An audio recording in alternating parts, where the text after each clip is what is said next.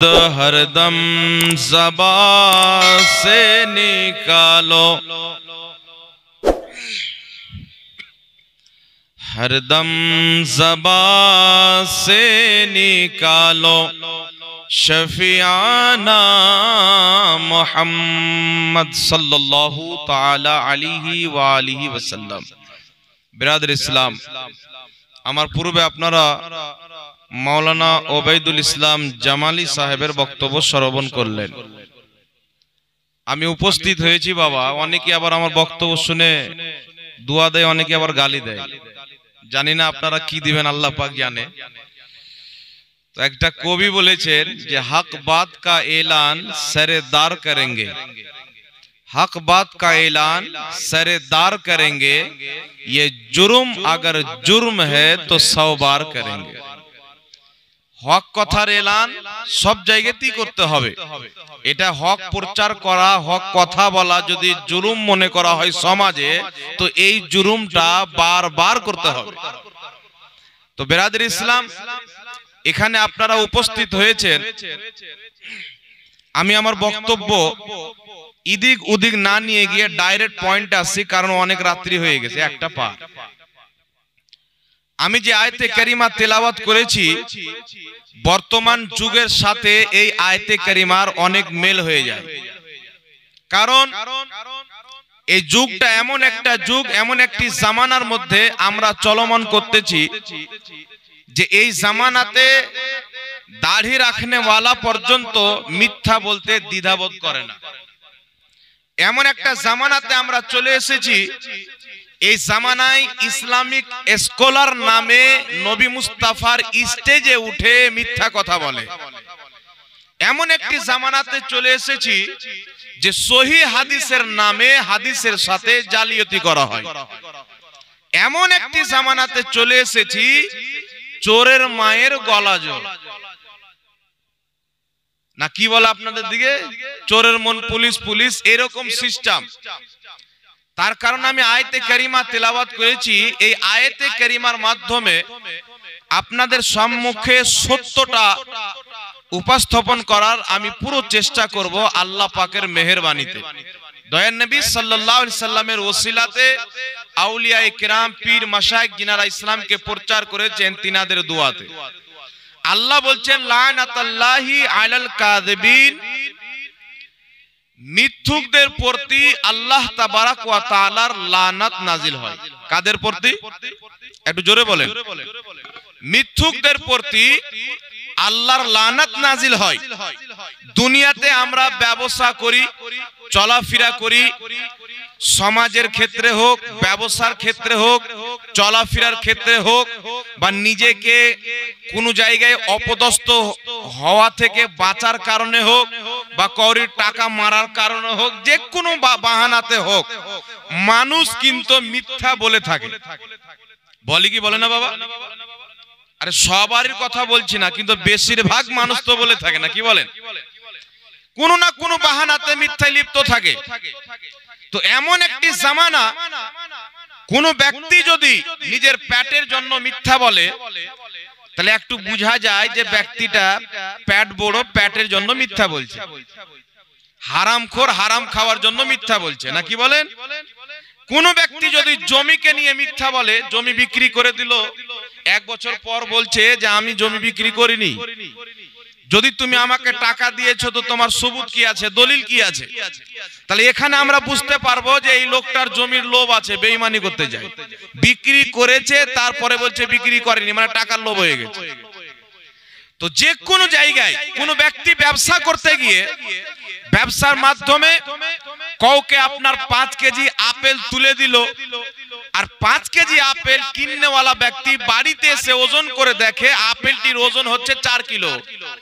তাহলে ওই ব্যক্তি চিন্তা করবে যে লোকটা মানে ঠগার জন্য, বেশি ইনকাম করার জন্য আমার সাথে হারামখোরি করলো, বেঈমানি করলো, না কি বলেন?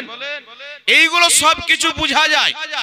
কিন্তু বর্তমান জামানাতে অনেক মৌলবি উঠে পড়ে লেগেছে, স্টেজে চড়ে কোরআনের নামে, হাদিসের নামে, ইসলামের নামে দাড়িওয়ালা ব্যক্তি, টুপিওয়ালা ব্যক্তি, ঘুমটাওয়ালা ব্যক্তি, পাগড়িওয়ালা ব্যক্তি যখন ইসলামের নামে মানুষকে মিথ্যা কথা বলে, তখন কিন্তু আমাদের বিবেক হয়রান হয়ে যায়। হয় কি হয় না? একটু জোরে বলেন। হয়রান হয়ে যায় কেন? আল্লাহ তাবারাক ওয়া তাআলা বলেছেন যে নিশ্চয় আল্লাহ তাবারাক ওয়া তাআলাকে যদি কেউ ভয় করে তারা হচ্ছে উলামায়ে কেরাম। আল্লাহকে যদি কেউ ভয় করে তারা হচ্ছে উলামায়ে কেরাম। রাসূল করিম সাল্লাল্লাহু তাআলা আলাইহি ওয়া আলিহি ওয়াসাল্লাম বলেছেন যে উলামা হচ্ছে আমার ওয়ারিস। আমাকে যে আল্লাহ তাবারাক ওয়া তাআলা ইলম দিয়েছেন, কিয়ামত পর্যন্ত যারা আমার ইলম হাসিল করে আলিম হবে তারা সবাই আমার ওয়ারিস হবে। বলেন সুবহানাল্লাহ। নবীগণের নাইব, নবী পাকের ওয়ারিস। এমন কি যে আমার আপনার নবী সাল্লাল্লাহু তাআলা আলাইহি ওয়া আলিহি ওয়াসাল্লাম বলেন যে তিনটি জিনিসের দিকে তাকানো হচ্ছে ইবাদত। একটি হচ্ছে আল্লাহর কাবা ঘরের দিকে তাকানো ইবাদত, দ্বিতীয় নম্বরে পিতামাতার চেহারার দিকে তাকানো ইবাদত, তৃতীয় নম্বরে আলিম উলামার চেহারার দিকে তাকানো ইবাদত। যেই আলিম উলামার মর্যাদা কুরআন পাকে আল্লাহ এত বয়ান করছেন, নবী হাদিস শরীফে বয়ান করছেন। ইমামে আযম আবু হানিফা, ইমাম শাফি রাহমাতুল্লাহ আলাইহি বলছেন যে জমিনের মাটিতে আলিম উলামাগণ যদি আল্লাহর ওলি না হয় তো আল্লাহর কেউ ওলি হতে পারে না। বলেন সুবহানাল্লাহ। এত আলিম উলামাদের শান মহান রব্বুল আলামিন বাড়িয়েছেন, রাসূল পাক হাদিস শরীফে বয়ান করেছেন। শুধু তাই নয়, আমার আপনার নবী বলেছেন কোন ব্যক্তি যদি সারা রাত্রি ইবাদতের মাধ্যমে কাটায়, নফলি ইবাদত, আর একজন ব্যক্তি মাত্র 10 মিনিট কোন হক্কানি আলিমের মজলিসে বসে ইলমে দ্বীন শিক্ষা করে, তাহলে সারা রাত্রি নফলি ইবাদত করার চাইতে মাত্র 10টা মিনিট ইবাদত করার চাইতে 10টা মিনিট ইলমে দ্বীন শিক্ষা করার ফজিলত আল্লাহর দরবারে বেশি। বলেন সুবহানাল্লাহ। তাহলে এত আল্লাহ পাক আলিমদেরকে মর্যাদা দিয়েছেন, আলিমদেরকে সম্মান দিয়েছেন, আলিমদেরকে ফজিলত দিয়েছেন। কিন্তু এই আলিম নামে কিছু জালিম বেরিয়ে গেছে। হয়েছে না হয়নি? আলিম নামে জালিম বেরিয়ে গেছে। আল্লাহ পাক বলেছেন ইসলামের রশ্মিকে মজবুত করে ধরে নাও, আল্লাহর রশ্মিকে মজবুত করে ধরে নাও। তোমরা ফিরকায় বন্টন হয়ে যেও না, দলে দলে বিভক্ত হয়ে যেও না। কিন্তু আজকে মৌলবি, যটা মৌলবি তটা রকম দল আছে না নাই? যটা মৌলবি তয় রকম দল। সেলিমউদ্দিনের বেটা কলিমউদ্দিন মৌলবি আলাদা ফতোয়া দেয়, উমুকের বেটা উমুক মৌলবি আলাদা ফতোয়া দেয়, জোলহার বেটা আলাদা ফতোয়া দেয়, নাকি বলেন? বিভিন্ন রকমের মৌলবি বেরিয়েছে, আলাদা আলাদা ফতোয়া উঠেছে, নতুন নতুন ফতোয়া। কিন্তু বিরাদর ইসলাম, আমরা আমাদের সমাজের কিছু লোক বিভ্রান্তিতে পড়ে যায়। পড়ে কি পড়ে না? বিভ্রান্তিতে পড়ে যায় যে কারটা শুনবো আর কোন দিকে যাব। কিন্তু আল্লাহ পাক বলছেন আমি যাদের অন্তরে ঈমানকে নাকশ করে দিয়েছি, ঈমানকে গেঁথে দিয়েছি, পৃথিবীর সমস্ত মৌলবি যদি তাকে পথভ্রষ্ট করার চেষ্টা করে ওই নামধারী মৌলবি জাহান্নামে চলে যাবে। যাদের অন্তরে আল্লাহ ঈমানকে গেঁথে দিয়েছে তার ঈমান নষ্ট করা যাবে না। বলেন সুবহানাল্লাহ। কিন্তু বিরাদর ইসলাম কিছু লোক তো পড়ে যায় গুমরাহিতে। পড়ে কি পড়ে না? একটু জোরে বলেন। গুমরাহিতে পড়ে যায় কখন পড়ে? আলিম নামের ব্যক্তি যখন মিথ্যা বলতে আরম্ভ করে, আলিম নামের ব্যক্তি যখন মিথ্যা বলতে আরম্ভ করে। আমি একই রকম বক্তব্য হুগলির কাছাকাছি একটি জায়গাতে দিয়েছিলাম। আমাকে বলা হয়েছিল কোন আলিম মিথ্যা বলে। আমি বললাম চিন্তা করিও না, আজকে যেই মৌলবীরা ইউটিউবের মধ্যে ফাড়ফাড় করে ওই সব মৌলবীকে এক জায়গাতে করো, আর আমি অধম জাহাঙ্গীরকে এক জায়গাতে করো। আমি প্রমাণ করে দেব যে কোন মৌলবী নামে মিথ্যা কথা বলে আর কোন মৌলবী জাতিকে হক কথা বলে। এর ফয়সালা আমাদের নবী করেছেন। রাসূল করিম সাল্লাল্লাহু আলাইহি ওয়াসাল্লাম বলছেন কিয়ামতের পূর্বে কিছু লোক বের হবে। কে বের হবে? রাসূলের পাক বলছেন এমন এমন তারা ফতোয়া দিবে না তোমরা শুনেছো না তোমাদের বাপ দাদা শুনেছে, এমন এমন হাদিস বলবে, এমন এমন ফতোয়া দিবে, এমন এমন কথা বলবে না তোমরা শুনেছো না তোমাদের বাপ দাদা শুনেছে। আমার নবী বলেছিলেন দাজ্জালুনা কাজ্জাবুন, তারা দাজ্জাল হবে, তারা কাজ্জাব হবে। আজকে বর্তমান সময়ে আমরা ওই দাড়ি টুপিওয়ালা দাজ্জালকে দেখতে পাই, ওই কাজ্জাবকে দেখতে পাই। আরে সারা পৃথিবীর মুসলমান যেখানে নবী মুস্তাফার ইশকে, নবী মুস্তাফার মহব্বতে, রাসূল পাকের ভালোবাসায়, মুস্তাফা জানে রহমতকে সম্মান করতে করতে নবীর মহব্বতে নিজের পিতাকে কুরবান করে দিয়েছে, নিজের মাতাকে কুরবান করে দিয়েছে, সন্তান সন্তানীকে কুরবান করে দিয়েছে। আজকের মুসলমান যদি ওই নবীর মহব্বতে একটু দাঁড়িয়ে সালাম পড়ে নেয়, এটাও মৌলবীর নিকটে হারাম হয়ে যায়। আছে না নাই? একটু জোরে বলেন আছে না নাই? কোন ব্যক্তি যদি রাসূলুল্লাহর মহব্বতে ইয়া রাসূলুল্লাহর স্লোগান দিয়ে দেয়, আজকে মৌলবি শিরিক বলে ফতোয়া দিয়ে দেয়। আজকে বর্তমান জামানায় রাসূল পাকের নামকে মহব্বতের সহিত কেউ যদি চুমুন দিয়ে দেয়, তার উপর আজকে বিদআতের ফতোয়া দেওয়া হয়, শিরকের ফতোয়া দেওয়া হয়, নানা রকমের ফতোয়া দেওয়া হয়। কোন মুসলমান যদি 12ই রবিউল আউয়ালকে কেন্দ্র করে আনন্দিত হয়ে যায়, এই দিনে আল্লাহর সবচাইতে বড় নিয়ামত রহমাতুল লিল আলামিন এসেছে নবী মুস্তাফার আগমনে। কোন মুসলমান যদি আনন্দিত হয়ে যদি ভালো খাদ্যর ব্যবস্থা করে দেয়, একটু মিছিল বের করে নেয়, আনন্দতে আল্লাহ আল্লাহ রাসূলের নামের স্লোগান দিয়ে দেয়, ওই দিনে বিভিন্ন নেক কাজের মাধ্যমে যদি আল্লাহর শুকরিয়া আদায় করে নেয়, তাহলে ওই ব্যক্তির উপরে বিদআতের ফতোয়া লেগে যায়। মানে পূর্বের জামানায় রাসূল পাককে যখন মহব্বত করা হতো, উলামায়ে কেরাম জান্নাতের টিকিটের ফতোয়া দিত, জান্নাতি হওয়ার ফতোয়া দিত। আজকে যদি রাসূল পাককে মহব্বত করা হয়, জাহান্নামীর ফতোয়া দেওয়া হয়, বিদআতের ফতোয়া দেওয়া হয়, শিরকের ফতোয়া দেওয়া হয়। কিন্তু মুসলমান নিজের কলবের উপরে হাত রেখে একটু আপনি চিন্তা করে দেখেন, একটু ভেবে দেখেন, আজকে যদি কোনো চায়ের দোকানে গিয়ে বলেন নবী তো আমাদের মতনই একজন সাধারণ মানুষ ছিল, মরে গেছে, শেষ হয়ে গেছে, অমুক ধমুক, পিঠ পিছনের খবর জানতো না, নবী ইলমে গায়ব জানে না, এই ধরনের যদি কথা বলেন, কিছু দাড়িওয়ালা মৌলবি আছে আপনাকে চা না বরং কফি পান করাবে, স্পেশাল কফি খাওয়াবে। কিন্তু বিরাদর ইসলাম, যেই নবীর বেয়াদবি করলে মুসলমানদের রক্ত গরম হয়ে যাওয়া উচিত ছিল, আজকে রাসূলের বেয়াদবি করলে ওকে পাক্কা মুসলমান মনে করে কি ছিল? করে কি করে না? একটু জোরে বলেন, করে কি করে না? জি। তো আপনি কিভাবে যাচাই করবেন? একটি কথা মনে রাখতে হবে বিরাদর ইসলাম, আল্লাহ রশ্মিকে মজবুত করে ধরতে হবে। এই রশ্মিকে ছেড়ে ফিরকায় বন্টন হওয়া যাবে না, ফিরকাবন্দি করা যাবে না। আর যেইগুলো মৌলবি ফিরকার কথা বলছে তাকে তালাক দিতে হবে, কিন্তু আগে বুঝতে হবে আল্লাহর রশ্মি কোনটা, আগে জানতে হবে, আগে বুঝতে হবে আল্লাহর রশ্মি কোনটা, যেটিকে আমরা ধরে থাকবো। তো শুনেন, আমার আপনার নবী কমবে 1450 বছর পূর্বে আরবের সরজমিনে সাহাবায়ে কিরামকে আল্লাহর রশ্মি সম্পর্কে সচেতন করে দিয়েছিলেন। আর সাহাবায়ে কিরামের মাধ্যমে আজকে যারা আলিম উলামা আছেন, ইনারা জানেন আমার আপনার নবী বলেছেন যে আমার উম্মতের মধ্যে 73টি ফিরকা হবে, কুল্লুহুম ফিন্নার, সবাই জাহান্নামে যাবে, ইল্লা মিল্লাতান ওয়াহিদা, একটি জান্নাতে যাবে, মানা আলাইহি ওয়া আসহাবি, যে আমার তরিকাতে চলবে, আমার সাহাবার তরিকাতে চলবে, তারাই হবে জান্নাতি। জোরে বল সুবহানাল্লাহ। তাহলে কি বোঝা গেল? যে 73টি দল হবে, কিন্তু জান্নাতি মাত্র একটি দল হবে। কটি দল হবে? একটু জোরে বলতে হবে।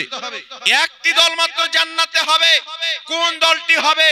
আমার আপনার নবী সাহাবাকে দাগ দিয়ে দেখাচ্ছেন, একটি লম্বা করে দাগ টানলেন, বাকি 72টি দাগ তার সাইডে নবী পাক টানলেন, আর বললেন সাহাবী, এই যে লম্বা দাগ আছে, আমার থেকে নিয়ে কিয়ামত পর্যন্ত যারা এই সোজা পথে চলে যাবে তারাই হবে জান্নাতি, আর যারা এই পথকে ছেড়ে বেকা রাস্তাতে চলে যাবে তারাই হবে জাহান্নামী। জোরে বলতে হবে সুবহানাল্লাহ।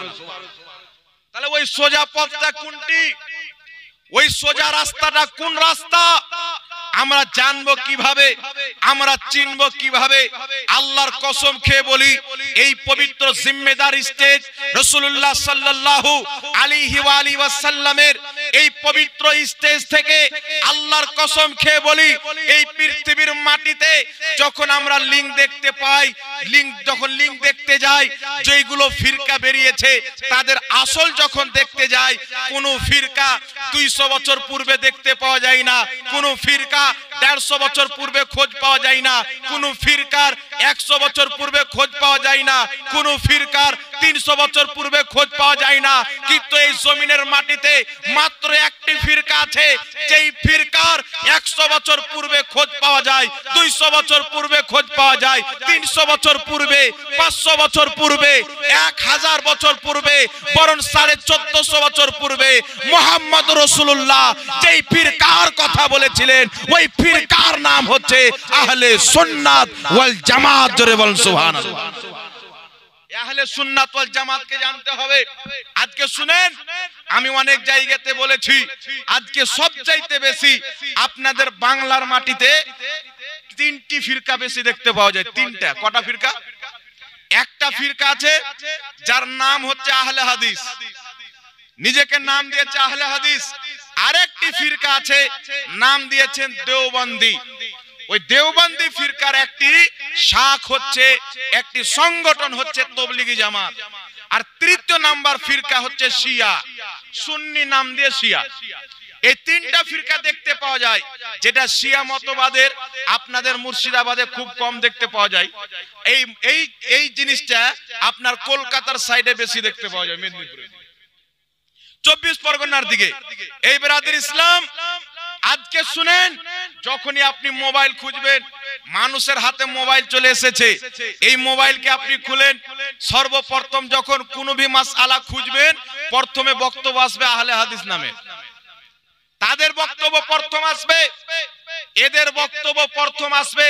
কিন্তু আহলে হাদিসকে জিজ্ঞাসা করেন যে 1847 এর পূর্বে এই ভারত, বাংলাদেশ, পাকিস্তানের মাটিতে যা পৃথিবীর কোন জায়গাতে তোমাদের একটা মসজিদ দেখিয়ে দাও, কিয়ামতের সকাল পর্যন্ত দেখাতে পারবে না। বলেন সুবহানাল্লাহ। 1847 এর পূর্বে তোমাদের কোন একটি লেখা কিতাব এই ভারতের জমিনে দেখিয়ে দাও, দেখাইতে পারবে না। কোন মাদ্রাসা দেখিয়ে দাও, দেখাইতে পারবে না। আজকে যারা দেওবন্দি জামাতের লোক আছে, দারুল উলুম দেওবন্দের পূর্বে তারা নিজের কোন মাদ্রাসা দেখাতে পারে না, তারা নিজের আকাবিরিনদের আকীদাকে আজ পর্যন্ত সঠিক প্রমাণ করতে পারে না। কিন্তু আলহামদুলিল্লাহ, এই জমিনের মাটিতে একটি জামাত আছে যার নাম হচ্ছে আহলে সুন্নাত ওয়াল জামাত, যাকে সুন্নি জামাত বলা হয়।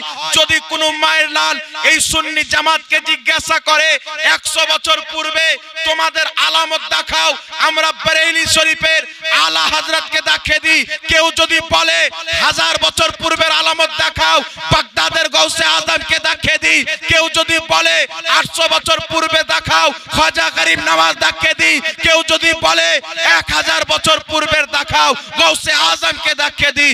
1100 বছর পূর্বের দেখাও, জুনাইদে বাগদাদিকে দেখিয়ে দিই। কেউ যদি বলে যে 1300 বছর পূর্বের দেখাও, ইমামে আজম আবু হানিফাকে দেখিয়ে দিই।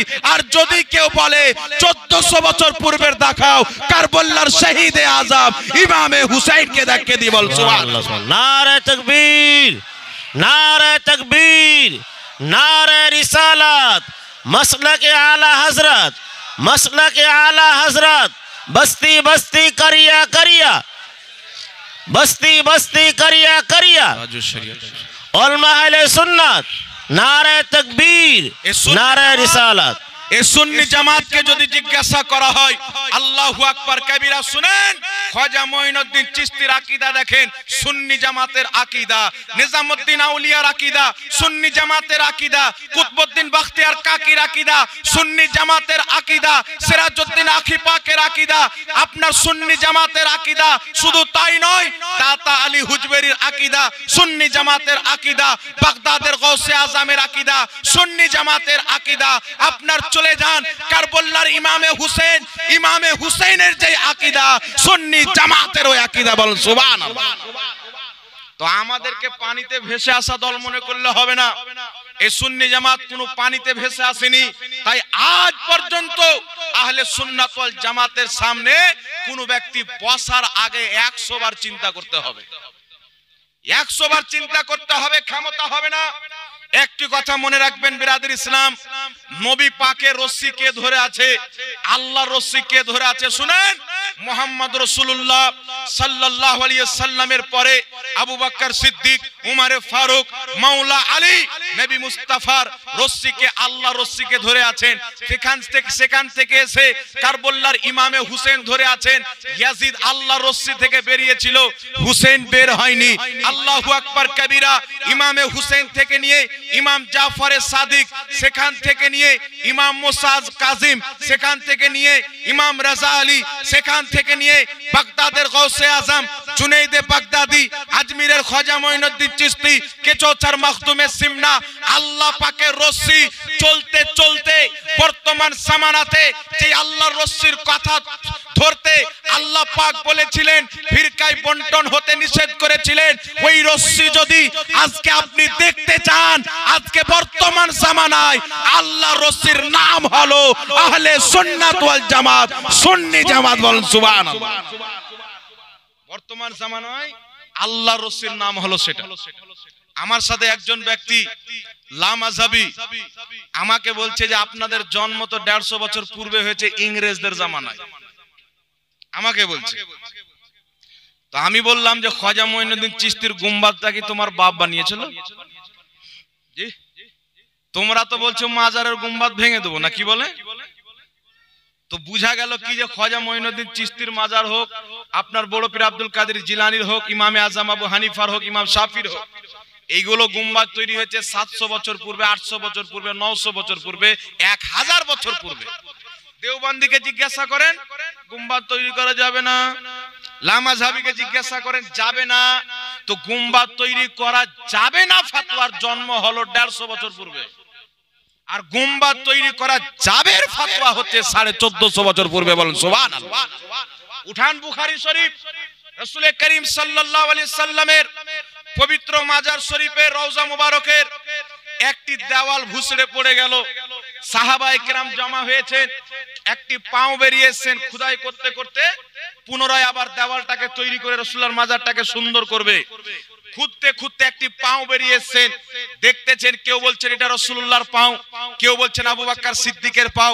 এমনি সমাতে একজন পরিচিত ব্যক্তি আসলেন, তিনি এসে বলছেন আমি জানি এটা রাসূলুল্লাহর পাও নয়, অবশ্যই এটা হযরতে ওমর ফারুকের পাও। বল সুবহানাল্লাহ।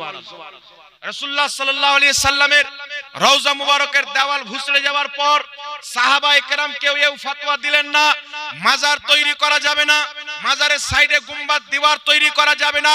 বরং ওই জামানাতে আম্মা জান আয়েশা সহ অসংখ্য সাহাবায়ে কেরাম নবী মুস্তাফা সাল্লাল্লাহু আলাইহি সাল্লামের রওজার পাশে, হযরতে আবু বকর সিদ্দিকের রওজার পাশে, হযরতে ওমর ফারুকের রওজার পাশে ওই দেওয়ালকে আরো মজবুত করে এলান করে দিলেন, পৃথিবীর মাটিতে যাদের কবর ভেঙে দিতে হবে তারা হলো মুশরিক, তারা হলো ইহুদি।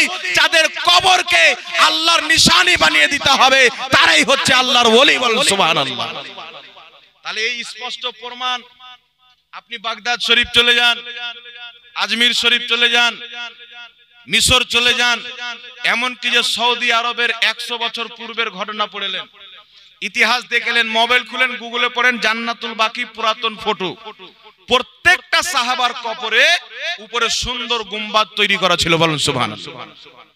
কারণ 800 বছর পূর্বে, 500 বছর পূর্বে, 1000 বছর পূর্বে, 1300 বছর পূর্বে না কোনো আহলে হাদিস ছিল, না কোনো দেওবন্দি ছিল। 500 বছর পূর্বে যারা ছিল তারা সুন্নি মুসলমান ছিল। বলেন সুবহানাল্লাহ। 1000 বছর পূর্বে যারা ছিল তারা সুন্নি মুসলমান ছিল। 1400 বছর পূর্বে যিনারা ছিলেন সুন্নি মুসলমান ছিলেন। আর নবী এবং সাহাবার আকীদা মান্যকারীদেরকে সুন্নি বলা হয়, আর নবী সাহাবীর আকীদা আজকে যারা মানে তারা হচ্ছে আহলে সুন্নাত ওয়াল জামাত। বলেন সুবহানাল্লাহ। তাই বিরাদর ইসলাম, একজন ব্যক্তি বলছেন বড় পীর আব্দুল কাদের জিলানী রহমাতুল্লাহ আলাইহি, ইনি ছিলেন হাম্বলি মাযহাবের লোক। বুঝতে পারছেন তো? হাম্বলি মাযহাবের ইমাম বলেছেন নামাজে হাত উঠানো জায়েজ, রাফায়েদান যেটাকে বলা হয়। উনার মাযহাব এটা বৈধ আছেন। তো গৌস পাক হাম্বলি মাযহাবের ছিলেন, উনি রাফায়েদান করতেন। তো আপনাদের মুর্শিদাবাদেরই একজন মৌলভী, লামাযহাবী মৌলভী আমাকে হোয়াটসঅ্যাপ করেছে যে আপনার একটা বক্তব্য শুনলাম যে বড় পীর আব্দুল কাদের জিলানী সুন্নি বেরেলভী ছিলেন। তো আপনি যেই কথা বলেছেন, তো আমি তিনার কিতাব হুনিয়াতুত তালেবিন, এই কিতাবের ফটো আপনাকে পাঠাচ্ছি, দেখেন তিনি সুন্নি ছিলেন না, তিনি আহলে হাদিস ছিলেন। আচ্ছা দলিল পাঠাও। ও দলিল পাঠালো রাফায়েদান করার, যে গৌস পাক রুকুতে যেতেন, রুকু থেকে মাথা তুলতেন তো রাফায়েদান করতেন। আচ্ছা আমাদের মাযহাব চারটি আছে না? জি, হাম্বলি মাযহাবে রাফায়েদান না করা সুন্নাত, এই হানাফি মাযহাবে, হাম্বলি মাযহাবে করা সুন্নাত। উনি হাম্বলি মাযহাবের ইমামে আহমদ বিন হাম্বল রাহমাতুল্লাহ আলাইহির তাকলিদ করতেন, মুকাল্লিদ ছিলেন, তাই তিনি রাফায়েদান করেছেন। তো গৌস পাক রাদিয়াল্লাহু তাআলা আনহুর এটা পাঠালেন। তো আমি তাকে বললাম, শুনো, রাফায়েদান করার নামই কি আহলে হাদিস? জি, রাফায়েদান করার নাম যদি আহলে হাদিস থাকে আর রাফায়েদান না করার নাম যদি সুন্নি থাকে, তাহলে কান খুলে শুনে নাও, তিরমিজি শরীফের মধ্যে হাদিস, আবু দাউদ শরীফের মধ্যে হাদিস, নাসাই শরীফের মধ্যে হাদিস, আব্দুল্লাহ ইবনে মাসউদ রাদিয়াল্লাহু তাআলা আনহু বলছেন যে আমি কি তোমাদেরকে রাসূলুল্লাহর নামাজ শিখাবো না? সবাই বললেন অবশ্যই শিখান। হযরতে আব্দুল্লাহ ইবনে মাসউদ রাসূলুল্লাহ যেইভাবে নামাজ পড়তেন ওইভাবে নামাজ পড়ে দেখালেন, শুধু নিয়ত ব্যতীত পুরো নামাজে কোথাও হাত তুললেন না। জোরে বলেন সুবহানাল্লাহ। তাহলে কি বোঝা গেল? রাফায়েদান না করলে যদি সুন্নি হয় তো মুহাম্মদ রাসূলুল্লাহ যেই আকীদা দিয়েছেন ওটা হচ্ছে সুন্নি আকীদা। বলেন সুবহানাল্লাহ।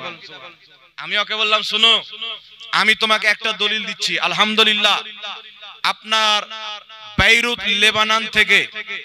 লেবানন থেকে আমি একটি কিতাব কিনেছি, কয়েকটি কিনেছি, তার মধ্যে গৌস পাকের একটি কিতাব আমার কাছে আছে। যে কিতাবটির নাম হলো বাবা সিররুল আসরার ওয়া মাজহারুল আনওয়ার। কি নাম? সিররুল আসরার ওয়া মাজহারুল আনওয়ার। এই কিতাবের 7 নাম্বার পৃষ্ঠায় বড় পীর আব্দুল কাদের জিলানী নিজের একটা আকীদা প্রকাশ করেছে। একটি কথা মনে রাখবেন, আমাদের দ্বন্দ্ব হচ্ছে আকীদাকে নিয়ে। কি নিয়ে? আকীদাকে নিয়ে। আমাদের দ্বন্দ্ব নামাজকে নিয়ে না।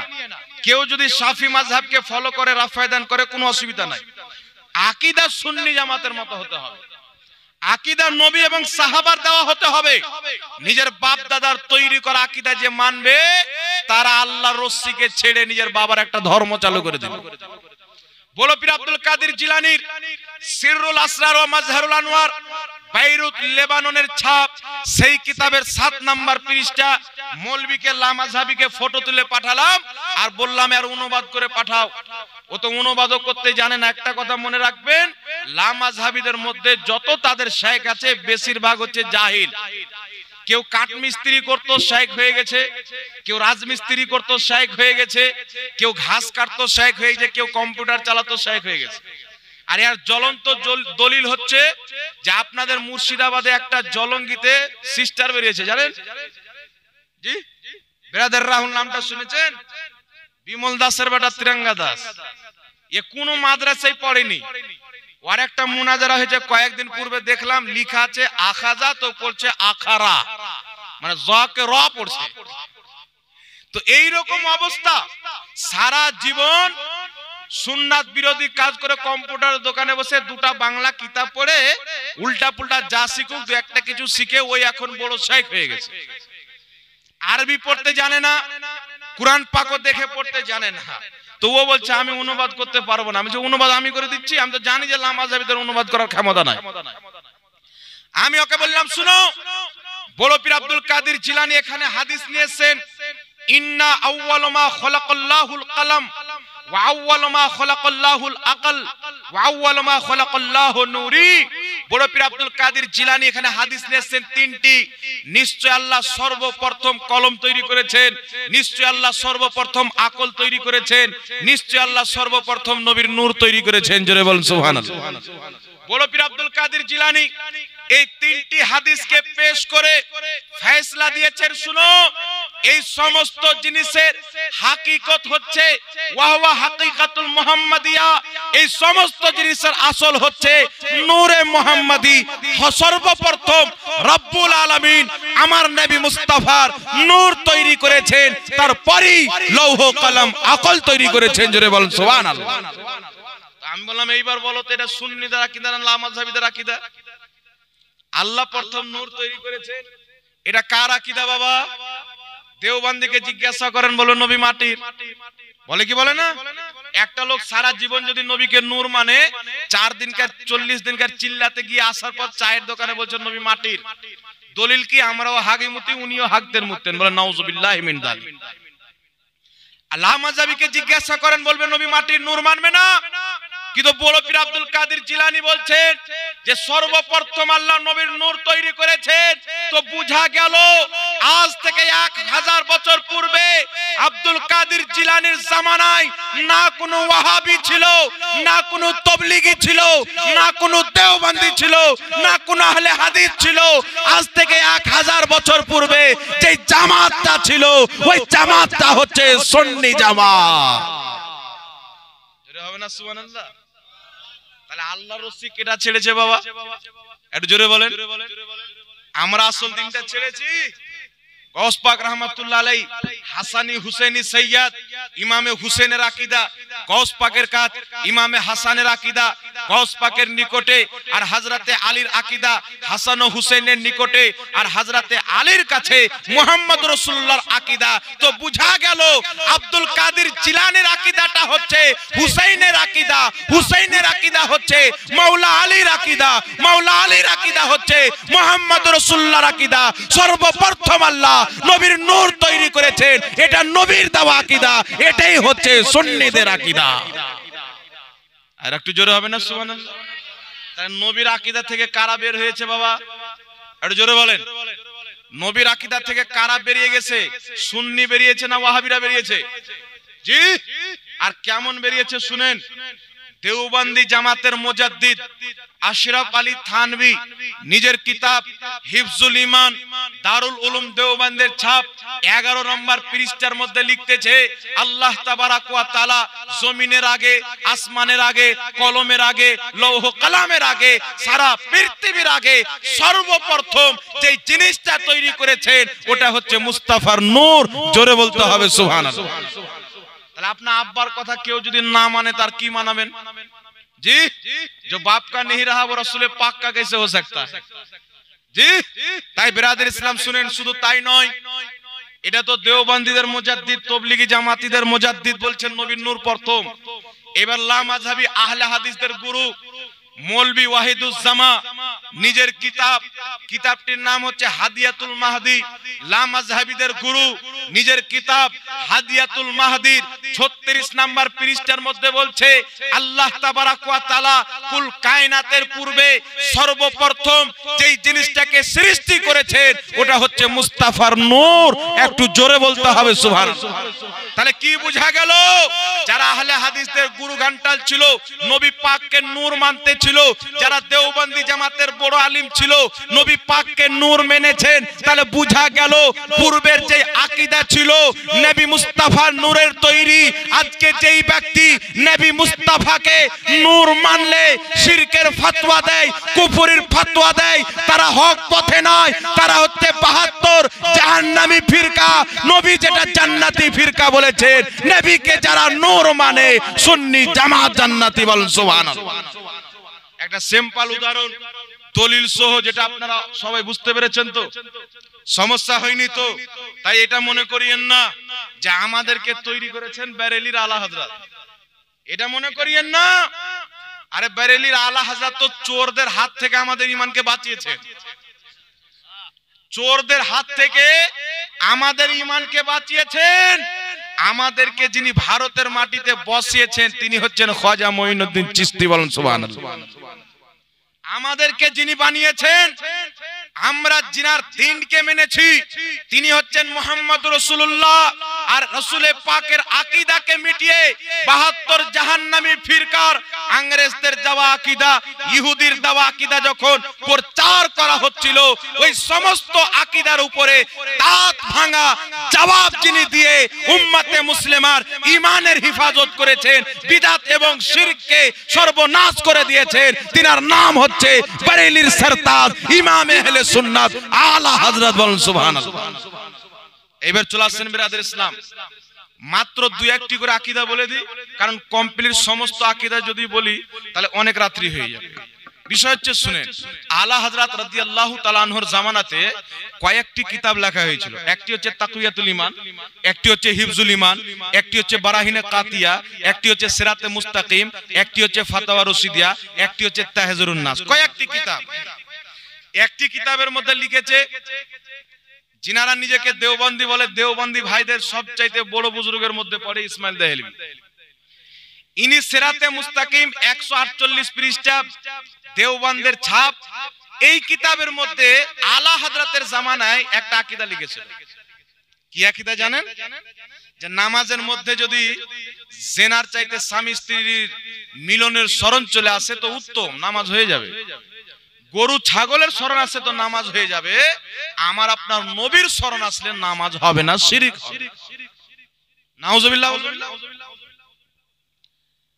আলা হযরত ইমাম আহলে সুন্নাত বরেলি শরীফের মাটি থেকে কলম তুলে এমন দাঁত ভাঙা জবাব দিয়েছেন যে আজ পর্যন্ত আলা হযরতের নাম শুনলে পাতলা পায়খানা বেরিয়ে যায়। তাই বর্ধমানে একটা পোল্ট্রি মুরগি নাই, বলছে আলা হযরত বলা হারাম। বলে কি বলে না? বলছে আলা হযরত বলা হারাম। কিন্তু আওরঙ্গজেব বাদশার জামানাতে আওরঙ্গজেব রাহমাতুল্লাহ আলাইহিকে আলা হযরত বলা হতো। আর তাদের নিজের কিতাবের মধ্যে, নিজের কিতাব তাজকিরাতুর রশিদের মধ্যে তাদের বড় বুজুর্গ হাজী ইমদাদুল্লাহ মুহাজির মাক্কি আলাইহির রাহমাকে তারা এক জায়গায় দুই জায়গায় 20 জায়গার চাইতে বেশি জায়গাতে লিখেছে আলা হযরত। মানে বাপকে লিখেছে তো জায়েজ, আমরা করলি না জায়েজ, একই বলা হয় মুনাফিক। আচ্ছা বলেন তো বাবা, আপনার ছেলে যদি রমজান মাসে ভুলে কিছু খেয়ে নেয়, আপনি হুজুরদের কাছে আসলেন, হুজুর আমার ছেলে রোজা আছে জানে না, ভুলে 1 গ্লাস পানি পান করে নিয়েছে, তো রোজাটা ভাঙবে কি ভাঙবে না? তো হুজুর বলছে যে আপনার ব্যাটার ভেঙে যাবে, আমার ব্যাটার ভাঙবে না। এটা মানতে পারবেন? হ্যাঁ, এটা মানা যাবে? তো যারা দেওবন্দি মতের আছে এরা ফতোয়া দেয় যে কায়াম করা বিদআত, যারা করবে জাহান্নামে যাবে। বলে কি বলে না? তাদেরই লেখা কিতাব আল মুহান্নাদ আলাল মুফান্নাদ, দেওবন্দি জামাতের 35 জন বাঘা মৌলবীর ফতোয়া ওই কিতাবের মধ্যে লিপিবদ্ধ আছে, আর লেখা আছে আকীদায়ে উলামায়ে দেওবন্দ। উলামায়ে দেওবন্দের আকীদা কি?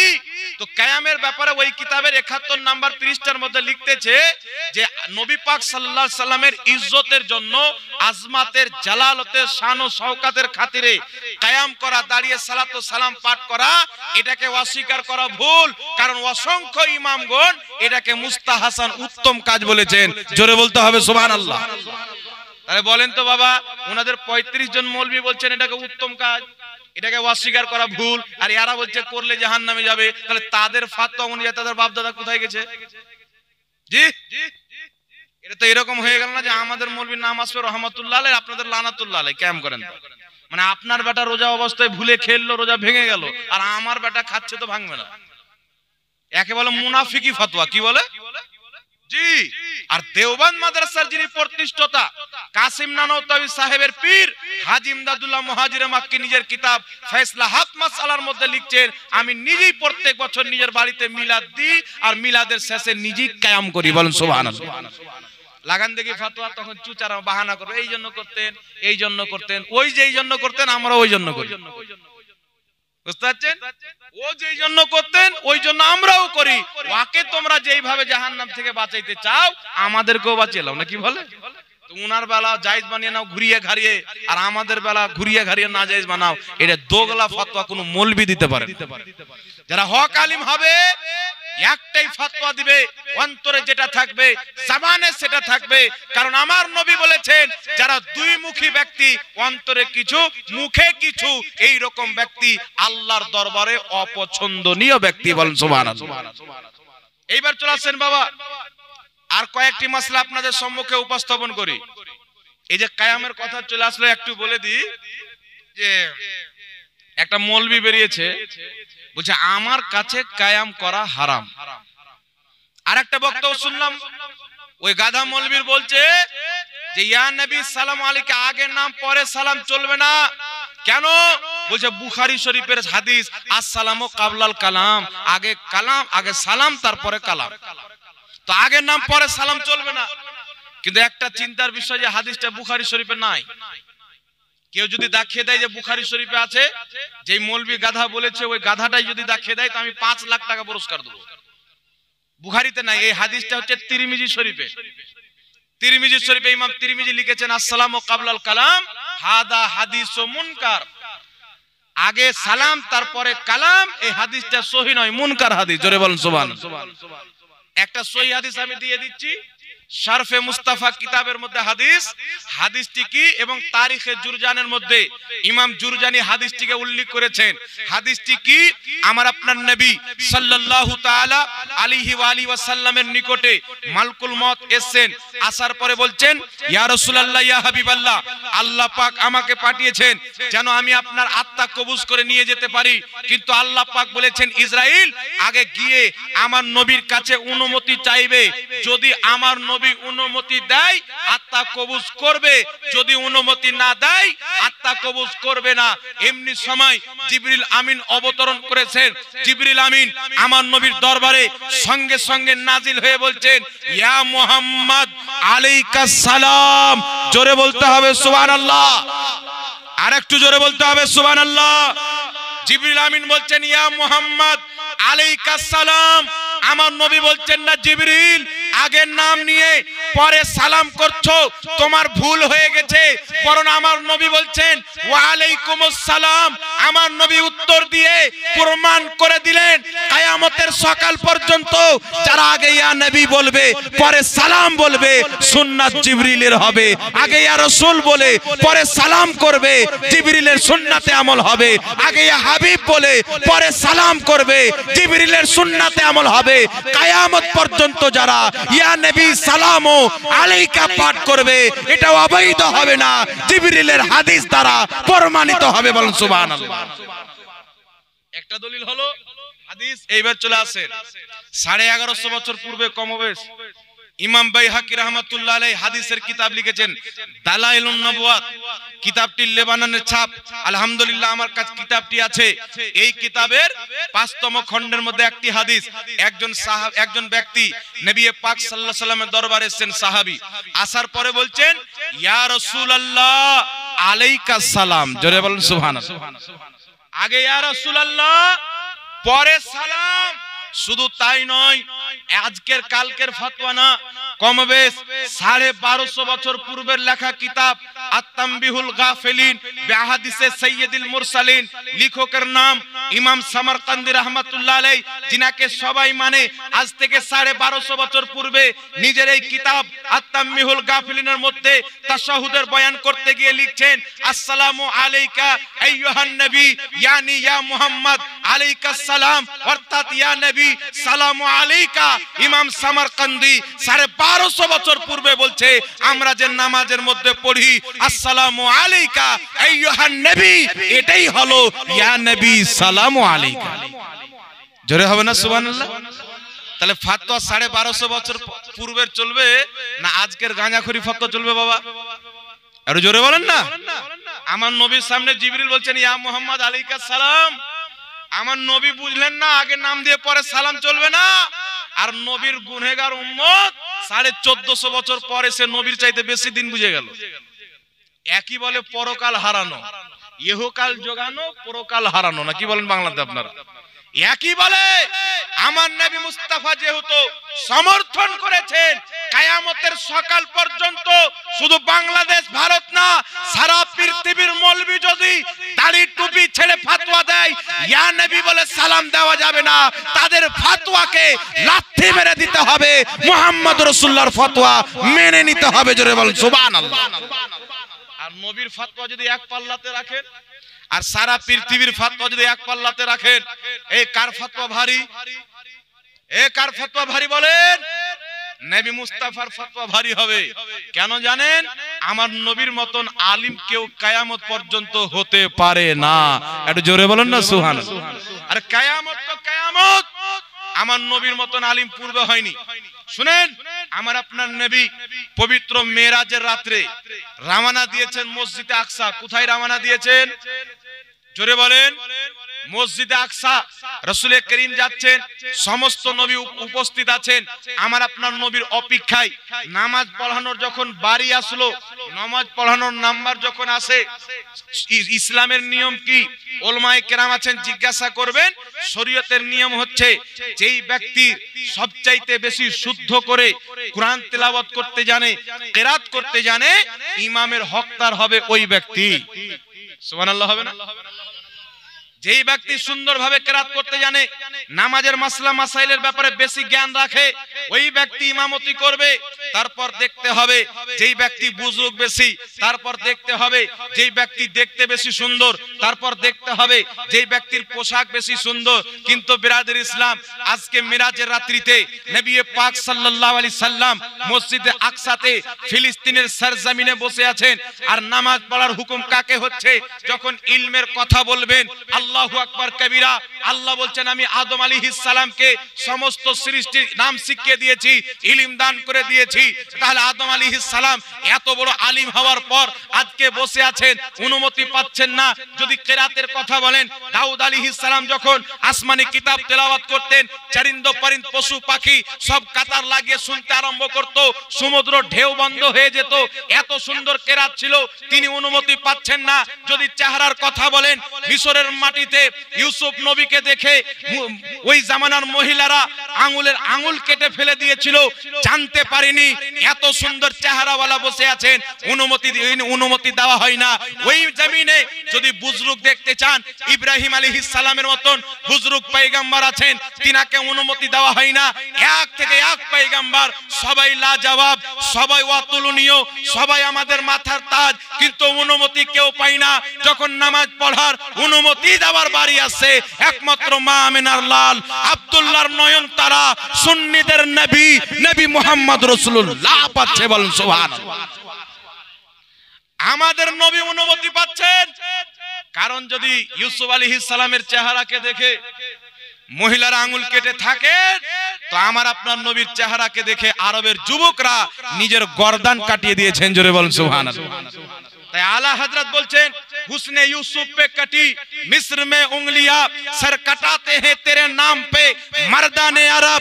आला हजरत বলছেন, ইয়া রাসূলুল্লাহ, ইউসুফ আলাইহিস সালামের চেহারাকে দেখে মিশরের মহিলারা নিজের আঙ্গুল কেটে দিয়েছে, আপনার চেহারাকে দেখে আরবের যুবকেরা যুদ্ধের ময়দানে নিজের গর্দান কাটিয়ে দিয়েছেন। বলেন সুবহানাল্লাহ। যদি ইলমের কথা বলেন, হযরতে আদম আলাইহিস সালাতু ওয়াস সালামকে সমস্ত সৃষ্টিগুলোর নামকে আল্লাহ শিখিয়ে দিয়েছিলেন, কিন্তু আমার আপনার নবীর ব্যাপারে আল্লাহ বলছেন ওয়া আল্লামাহুল বায়ান, ইয়ানি মা কানা ওয়া মা আলিমে মা কানা ওয়া মা ইয়াকুন। আল্লাহ বলছেন যে আমি আমার নবীকে যা কিছু হয়েছে, যা কিছু হবে, এই সমস্ত জ্ঞান শিখিয়ে দিয়েছি। আদমের জ্ঞান, ইব্রাহিম নবীর জ্ঞান, মুসা নবীর জ্ঞান, প্রত্যেক নবীর সৌন্দর্যকে, প্রত্যেক নবীর জ্ঞানকে, প্রত্যেক নবীর ইলমকে, প্রত্যেক নবীর বুজুর্গিয়াতকে, প্রত্যেক নবীর তাকওয়াকে, প্রত্যেক নবীর মুজিজাকে, প্রত্যেক নবীর খুবিকে, প্রত্যেক নবীর সৌন্দর্যকে, প্রত্যেক নবীর আখলাক ও আদাবকে, প্রত্যেক নবীর চরিত্রকে যদি এক জায়গাতে জমা করা হয়, ওই ব্যক্তির নাম হবে মুহাম্মাদুর রাসূলুল্লাহ। জোরে বলতে হবে সুবহানাল্লাহ। তাহলে বিরাদর ইসলাম, আমার আপনার নবী সাল্লাল্লাহু তাআলা আলাইহি ওয়াসাল্লাম কি হচ্ছেন? ইমাম, ইলমে লাজবাব, জ্ঞানে লাজবাব। তাহলে আমার নবীর বিরুদ্ধে কেউ যদি ফতোয়া দেয় যে আগে নাম পরে সালাম চলবে না, তাহলে নবীর হাদিসটা মানবো না, গাঁজাখোরের কথা মানবো? এ কালাম কাকে বলে এটাও জানে না। ইয়া নবীকে মনে করছে কালাম। নেদার মুনাদা কাকে বলে, কালাম কাকে বলে? এই যে আরবি গ্রামারের নহু সারফের জ্ঞান যদি না থাকে, তাহলে একে কি বলবে? আর কি শুনেন, আরেকটা যুক্তি দেওয়া হয়, একটা কলকাতার ভেড়া যুক্তি দিয়েছে। জি, যুক্তি হচ্ছে আল্লাহ পাক কুরআন পাকে যখনই বলেছেন ইয়া আইয়ুহান নবী, আর আমরা বলছি ইয়া নবী, তাহলে কোরআনের বিরুদ্ধে হলো না? যুক্তি দেখেন, এরা বলছে আমরা সহিহ হাদিস মানে, আর প্রত্যেকটা কথাই যুক্তি। এমন এমন যুক্তি দেয় যে এই যুক্তি ও শিখেছে তো ইবলিসের কাছ থেকে। আল্লাহ যখন ইবলিসকে বললো যে এই ইবলিস তুই সাজদা কেন করলি না, তো ইবলিস বলছে আমি আগুনের তৈরি, আদম মাটির তৈরি, মাটি চাইতে আগুন উত্তম, আমি আগুন হয়ে মাটিকে কি করে সাজদা করব? এই সেম যুক্তি এদের কাছে আছে। আল্লাহ বলছেন ইয়া আইয়ুহান নবী, মানে হে সম্মানিত নবী, আর আমরা বলি ইয়া নবী মানে এই নবী, এই নবী বলে নাউজুবিল্লাহ। ইয়া নবীর অর্থ এই নবী কিয়ামত পর্যন্ত কোন ডিকশনারিতে কেউ বাংলাতে দেখাতে পারবে না। ইয়া নবীর অর্থ হচ্ছে বাংলাতে হে নবী, আর ইয়া আইয়ুহান নবীর অর্থ হে সম্মানিত নবী, এটাও কোন লামাযহাবী দেখাতে পারবে না আমার বেঁচে থাকা পর্যন্ত চ্যালেঞ্জ। ইয়া আইয়ুহান নবীর অর্থ হচ্ছে হে নবী, আপনি দেখলেন খুলে কোরআন, স্পষ্ট বাংলা কোরআন দেখেন, ইয়া আইয়ুহান নবী যেখানে আছে ওর অর্থ আছে হে নবী, ইয়া নবীর অর্থ হে নবী। তো আমি একটা গ্রামার বলে দিই, যে গ্রামার সম্পর্কে লামাযহাবীদের এদের কোনো জ্ঞান নাই। কিতাবটির নাম হচ্ছে শারহে জামি। এখানে যত উলামায়ে কেরাম আছেন এই কিতাবটাকে সবাই পড়েছেন। এই কিতাবের মধ্যে লেখা আছে ইদা ক্বালা ইয়া রাজুলু ফামানাহু কামানা ইয়া আইয়ুহার রাজুল, কোন ব্যক্তি যদি ইয়া রাজুল বলে, ইয়া রাজুলের যেটা অর্থ হয় ইয়া আইয়ুহান নবীর সেটাই অর্থ হয়। জোরে বলতে হবে সুবহানাল্লাহ। ইয়া রাজুলের অর্থ যেটা হয় ইয়া আইয়ুহার রাজুলের অর্থই সেটা হয়, ইয়া নবীর অর্থ যেটা ইয়া আইয়ুহান নবীর অর্থই সেটা, বা কাসরাত ইস্তেমাল অধিকাংশ ব্যবহার হওয়ার কারণে ইয়া আইয়ুহান নবীকে গ্রামারের দ্বারা ইয়া নবী করা হয়েছে। কেউ যদি ইয়া নবী বলে তার ইয়া আইয়ুহান নবী বলা হলো। জোরে বলতে হবে সুবহানাল্লাহ। তা এই মৌলবীদেরকে আবেদন করব যে গাঁজা খেয়ে ফতোয়া দিও না, পড়ে ফতোয়া দাও। কমসে কম শারহে জামি খান পড়ো। তোমাদের মাদ্রাসায় পড়ানোর মতন যোগ্যতা যদি না রাখে তো আমাদের মাদ্রাসায় ভর্তি হয়ে যাবে। বেশি টাইম লাগবে না, 3 মাসের কোর্স করাবো, সব রকম গ্রামার শিখিয়ে দেবো ইনশাআল্লাহ। জি, তাই বিরাদর ইসলাম নিজের ঈমানকে বাঁচিয়ে রাখবে। আর ইয়া নবী বলা সুন্নাতে সাহাবা। জোরে বলেন না সুবহানাল্লাহ। একটা কথা বলে দিই, যুদ্ধের ময়দানে সাহাবায়ে কেরাম গেছেন হযরতে আবু বকর সিদ্দিকের জামানায়, বুঝতে পারছেন? তো কাফিররা বলছে নারে তাকবীর আল্লাহু আকবার, আর মুসলমান সাহাবীরা বলছে আল্লাহু আকবার, কাফিরও বলছে আল্লাহু আকবার। টেনশনে কে কাকে মারবি কাকে ছাড়বি রে, সবারই ধ্বনি তো একই। আচ্ছা সবারই ধ্বনি তো একই হয় বাবা, তো একটু টেনশন বাড়বে কি বাড়বে না? মিক্সচার হয়ে যাবে, একবার গড় মিক্স। তো হযরত আবু বকর সিদ্দিককে খবর জানালেন যে আমরাও বলছি আল্লাহু আকবার, কাফিরও বলছে আল্লাহু আকবার। তো হযরত আবু বকর সিদ্দিক বলছেন কাফির যখন বলবে আল্লাহু আকবার, তোমরা বলবে ইয়া মুহাম্মদ ইয়া রাসূলুল্লাহ। জোরে বলেন সুবহানাল্লাহ। তোমরা বলবে ইয়া মুহাম্মদ ইয়া রাসূলুল্লাহ। উঠান আল বিদায়া ওয়ান নিহায়া, লামাযহাবীদের গুরু ইবনে তাইমিয়ার ছাত্র ইবনে কাসির, লামাযহাবীরা জিনাকে ইমাম মানে, দেওবন্দি জামাতের আলিমরা জিনাকে ইমাম মানে, এই কিতাবের মধ্যে লিখেছেন যে ওই জামানাতে যারা ইয়া মুহাম্মদ বলতো, ইয়া রাসূলুল্লাহ বলতো, তাদেরকে মুসলমান মনে করা হতো। যারা আল্লাহু আকবার বলতো, ইয়া রাসূলুল্লাহ বলতো না, তাদেরকে মুনাফিক মনে করে হত্যা করে দেওয়া হতো। জোরে বলুন সুবহানাল্লাহ। তাহলে মুনাফিকের চরিত্র কাদের মধ্যে আছে আর সাহাবার চরিত্র কাদের মধ্যে আছে? একটা আর হাদিস শুনিয়ে দি বাবা, মুসলিম শরীফের হাদিস। মুসলিম শরীফ নামটা তো সবাই শুনেছেন নাকি বলেন? বুখারীর পরে মুসলিম নাম শুনেছেন? এই মুসলিম শরীফের মধ্যে হাদিস, আমার আপনার নবী সাল্লাল্লাহু আলাইহি সাল্লাম মক্কা থেকে হিজরত করে মদিনা যাচ্ছেন, আর হিজরত করে যাচ্ছেন, চতুর সাইডে কাফির ঘিরে আছে। কে ঘিরে আছে? কাফির ঘিরে আছে। নবী আমার হিজরত করে মদিনা যাবেন, রাসূল করিম সাল্লাল্লাহু আলাইহি সাল্লাম কিছু পাথর কাকর নিয়ে তাদের উপরে ছিটিয়ে দিলেন, কানা হয়ে গেল, নবী আমার বেরিয়ে চলে আসলেন। হিজরত করে রাসূল পাক সাল্লাল্লাহু আলাইহি ওয়াসাল্লাম মদিনাতে প্রবেশ করবেন। তো মদিনার সাহাবায়ে কেরাম বাচ্চা গোলামদের সবাইকে নিয়ে রাস্তাতে মিছিল বের করেছেন। সুবহানাল্লাহ। আরে জোরে বলেন না সুবহানাল্লাহ। মিছিল বের করেছেন। তো সাবারির জামানে কি আছে জানেন? মুসলিম শরীফের হাদিসের শব্দ, ফাসাইদার রিসালো ফাসাইদার রিজালো ওয়ান নিসাও ফাওকাল বুয়ুত তাফাররাকাল গিলমানু ওয়াল খুদামু ফিত তুরুক ইউনাদুনা ইয়া মুহাম্মদ ইয়া রাসূলুল্লাহ। জোরে বলতে হবে সুবহানাল্লাহ। মুসলিম শরীফের হাদিস, বেশি দূর যেতে হবে না, উঠান মুসলিম শরীফের হাদিস। সাহাবায়ে কেরাম স্লোগান দিয়েছিলেন বাচ্চা বাচ্চা পর্যন্ত, ইয়া মুহাম্মদ ইয়া রাসূলুল্লাহ। তো বুঝা গেল নবী পাককে ইয়া নবী বলে, ইয়া হাবিব বলে, ইয়া রাসূল বলে, ইয়া রাসূলুল্লাহ বলে, ইয়া মুহাম্মদ বলে সম্বোধন করা এটা সুন্নাতে সাহাবা। যারা সাহাবার তরিকা ছেড়েছে তারাই জাহান্নামী, যারা সাহাবার তরিকাতে চলে তারাই জান্নাতি। জোরে বলেন সুবহানাল্লাহ। বুঝতে পেরেছেন তো বাবা? সমস্যা হচ্ছে না তো? মানে ঝাড়খণ্ডের মাল তো জানি না কোন ভাষা কোন দিকে চলে যায়। আমার পূর্বে কারি সাহেব এই দেখেন, ইনিও মনে হয় ঝাড়খণ্ডে না বিহারের নাকি? হ্যাঁ, আর একটা আপনাদের আশপাশে মহল্লা আছে না জামিল রাজা জামালি, চেনেন? ও আবার পাটনা, আবার খাঁটি বিহারি। এখন এমন বাংলা বলছে বুঝতে পারেন যে বিহার থেকে এসেছে। ব্রাদার ইসলাম, যাই হোক, কয়েকটি প্রশ্ন এসেছে, উত্তর দিয়ে দেবো না ছেড়ে দেবো? জি, উত্তর দিয়ে দেওয়া হোক না কি বলেন? একবার সকলে হাত উঠিয়ে বলেন তো ইয়া রাসূলুল্লাহ। উত্তরটি দেখি কি আছেন। আসসালামু আলাইকুম। ওয়ালাইকুম আসসালাম রাহমাতুল্লাহি ওয়া বারাকাতুহু। হুজুর, হুজুর এটা কি আছে? এটা এই বিষয় নাকি? এসব বিষয়ে একটু গুরুত্বপূর্ণ দিয়ে বুঝাবেন। আচ্ছা, কি বিষয় আছে? মাসআলা, দেওবন্দীদের হাতের জবাই করা মাংস খাওয়া আমাদের ইসলাম সম্বন্ধে, এই সম্বন্ধে মানে ইসলাম সম্বন্ধে কতটা গ্রহণযোগ্য, এটার বিষয়ে একটু ভালো করে বুঝিয়ে দিবেন। আজান দেওয়ার সময় এটা কি আছে? কখন মানুষ কথাবার্তা গল্প গুজব করে, শরীয়ত এ সম্পর্কে কি বলেন? তারপরে কি আছে? লটারি কাটা, শরীয়ত এই সম্পর্কে কি বলে? মসজিদে লাউড স্পিকারের নামাজ পড়ানো, শরীয়ত এই সম্পর্কে কি বলে? দেওবন্দি ফরাজি তাদেরকেও মারা গেলে মাটি দেওয়া, তাদের বাড়ি গিয়ে খাওয়া দাওয়া করা, তাদের সাথে সমর্থন করা রাখা, শরীয়তে কি বলে? আর এমন প্রশ্ন করেছেন যে মানে ডিটেলস আলোচনা না করলে ডাইরেক্ট বলে দিলে হারাম। মানুষ বলে মৌলবি এসে হারাম বলে চলে গেল নাকি? হারাম বলার আগে মানুষকে বুঝাইতে হবে যে হারাম কি জন্য আর হালাল কি জন্য, নাকি বলেন? ফয়সালা আপনারা দিবেন, হালাল না হারাম ফয়সালা আপনারা দিবেন, আমি কোনো ফয়সালা দেব না। খালি আমি বলবো যে এটা এটা, তাহলে হালাল হবে না হারাম একটা বাচ্চা পর্যন্ত বুঝতে পারবে।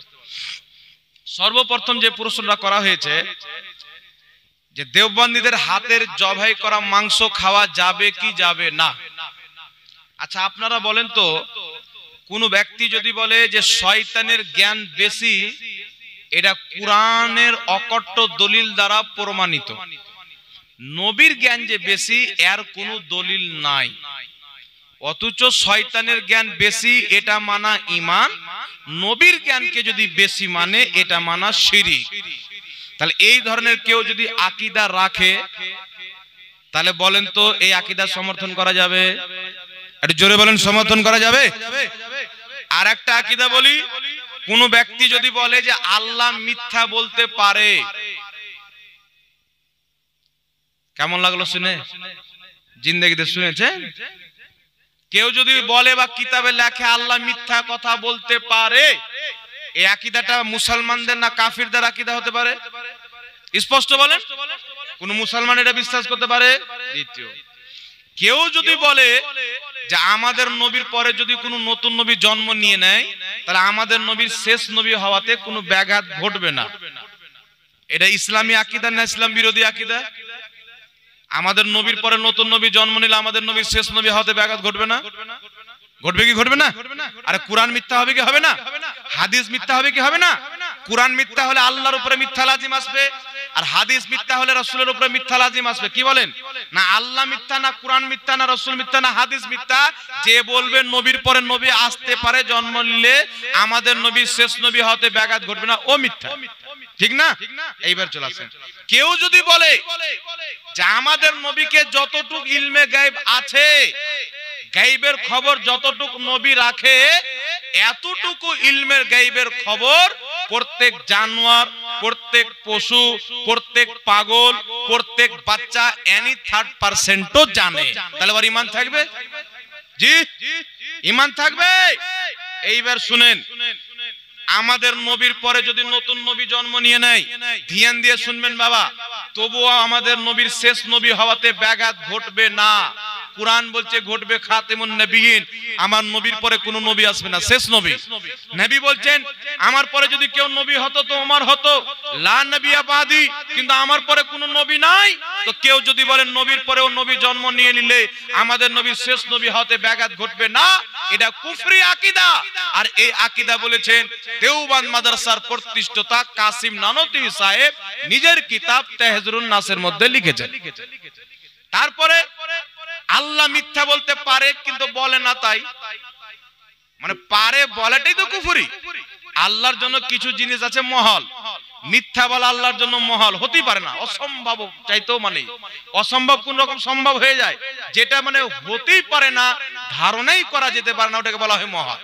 মিথ্যা বলা, চুরি করা, ব্যভিচার করা, নোংরামি করা, অভদ্রামো করা, জুলুম করা, অত্যাচার করা, এই সমস্ত নোংরামো থেকে আল্লাহ পাক। কেউ যদি বলে আল্লাহর কুদরতে মিথ্যা আছে, আল্লাহ মিথ্যা বলতে পারে, শরীয়তের পরিভাষায় আকীদার ইমামগণ লিখেছেন ওই ব্যক্তি দায়রা ইসলাম থেকে খারিজ হয়ে যাবে। তবলিগি জামাতের যিনি প্রতিষ্ঠাতা ইলিয়াস কান্দেওয়ালি সাহেব, তিনার পীর রশিদ আহমদ গাঙ্গোহী সাহেব, যিনারা দেওবন্দি জামাতের প্রতিষ্ঠাতা ছিলেন, তিনি নিজের কিতাব ফাতাওয়া রশিদিয়ার মধ্যে লিখেছেন আল্লাহ মিথ্যা বলতে পারে। নাউজুবিল্লাহ হবে না?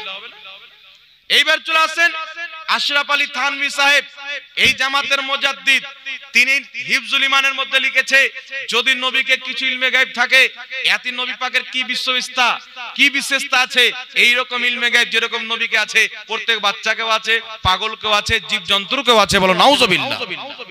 বারাহিনে কাতিয়ার মধ্যে খলিল আহমদ আহমেদি লিখছে নবীর জ্ঞান চাইতে শয়তানের জ্ঞান বেশি, এটা মানা ইমান। ইমান আর নবীর জ্ঞান বেশি, এটা মানা শিরক। বলে নাউজুবিল্লাহ।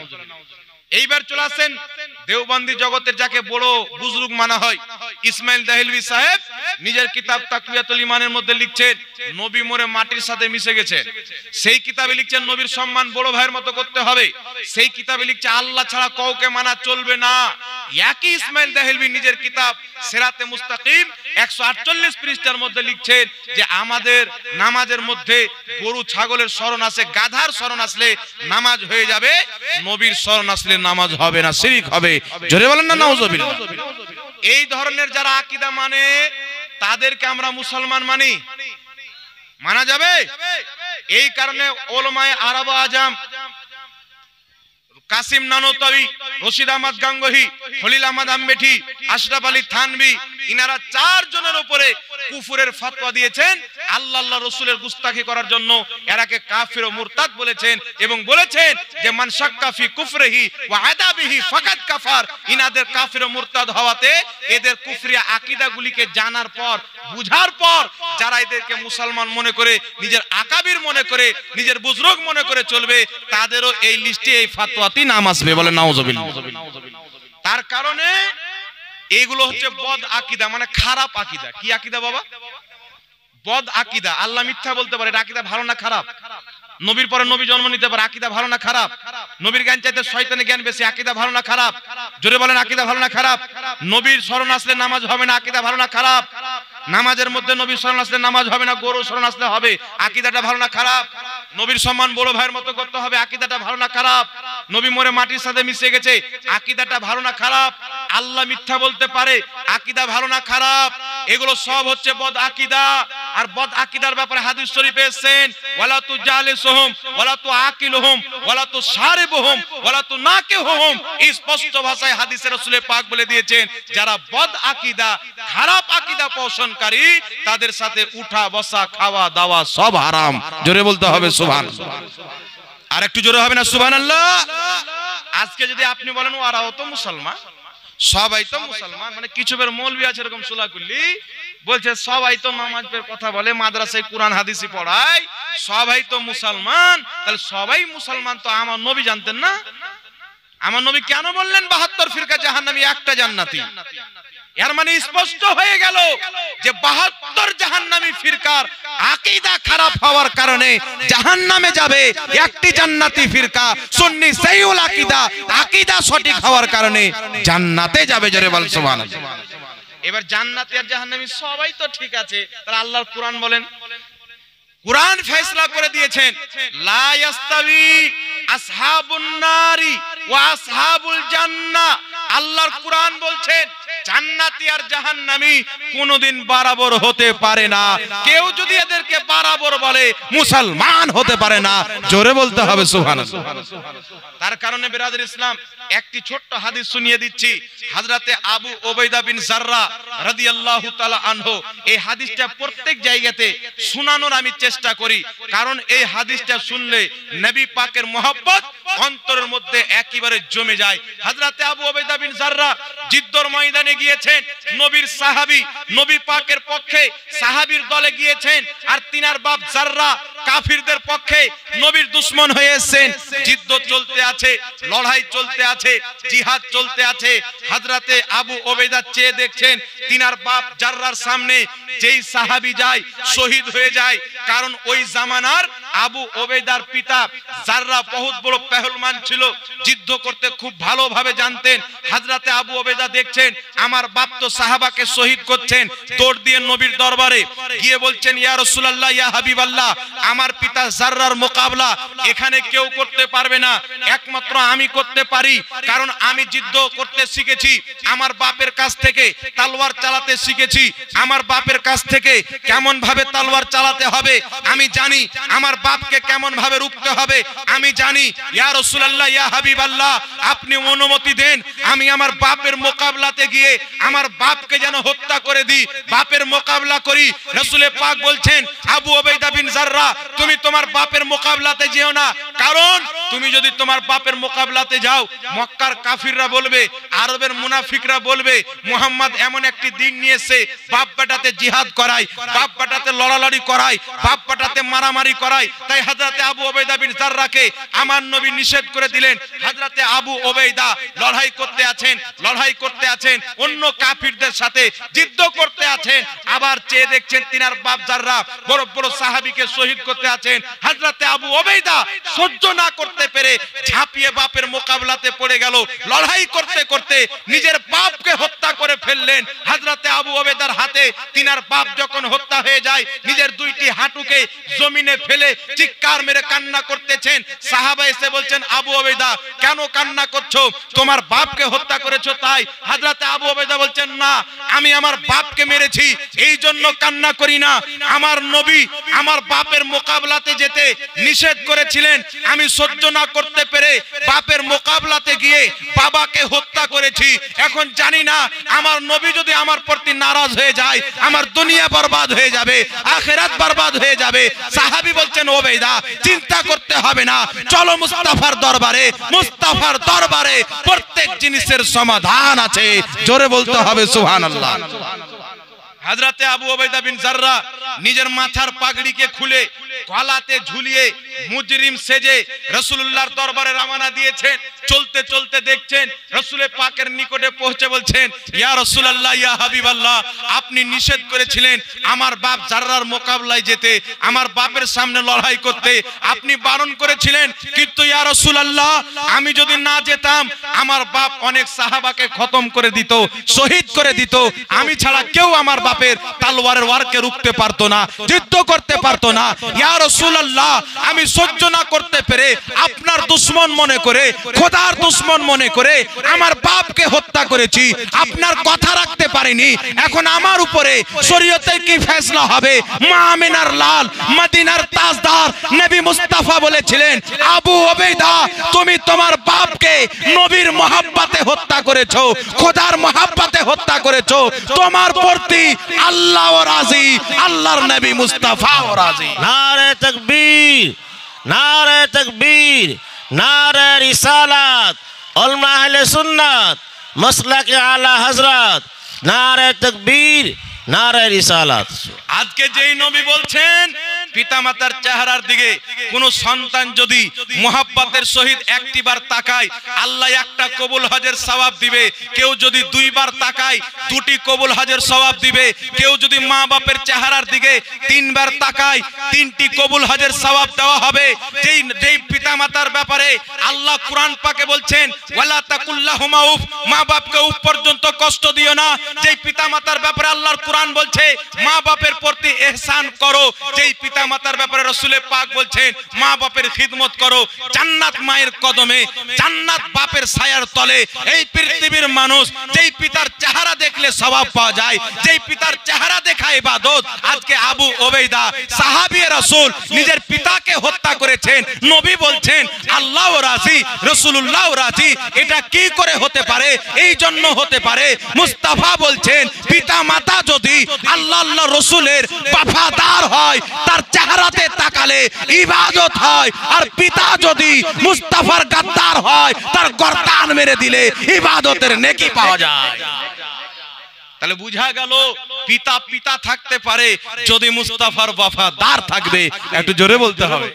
তাই উঠান বুখারী শরীফ প্রথম খণ্ড প্রথম অধ্যায় কিতাবুল ঈমানের হাদিস, মিশকাত শরীফ কিতাবুল ঈমানের হাদিস।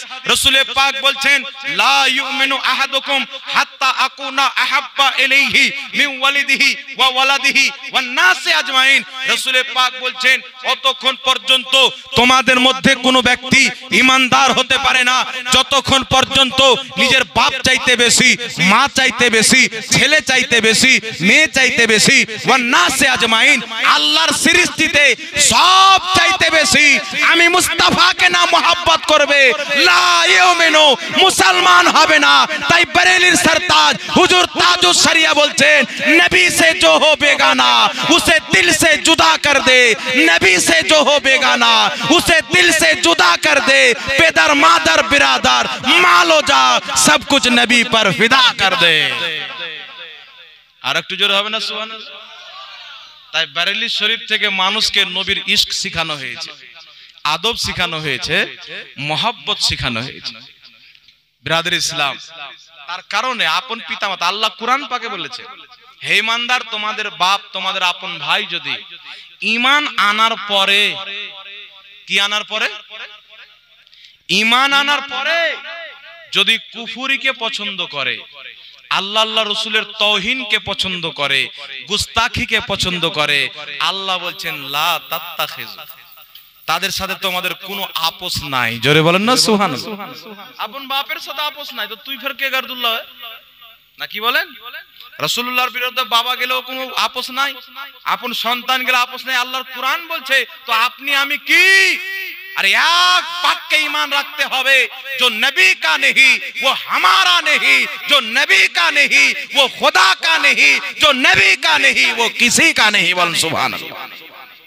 এই पैगाम দিতে দিতে আজকে আমাদের আহলে সুন্নাতুল জামাতের একজন উজ্জ্বল নক্ষত্র মুফতি সালমান আজহারি সাহেব কিবলা জেলে বন্দী, না কি বলেন?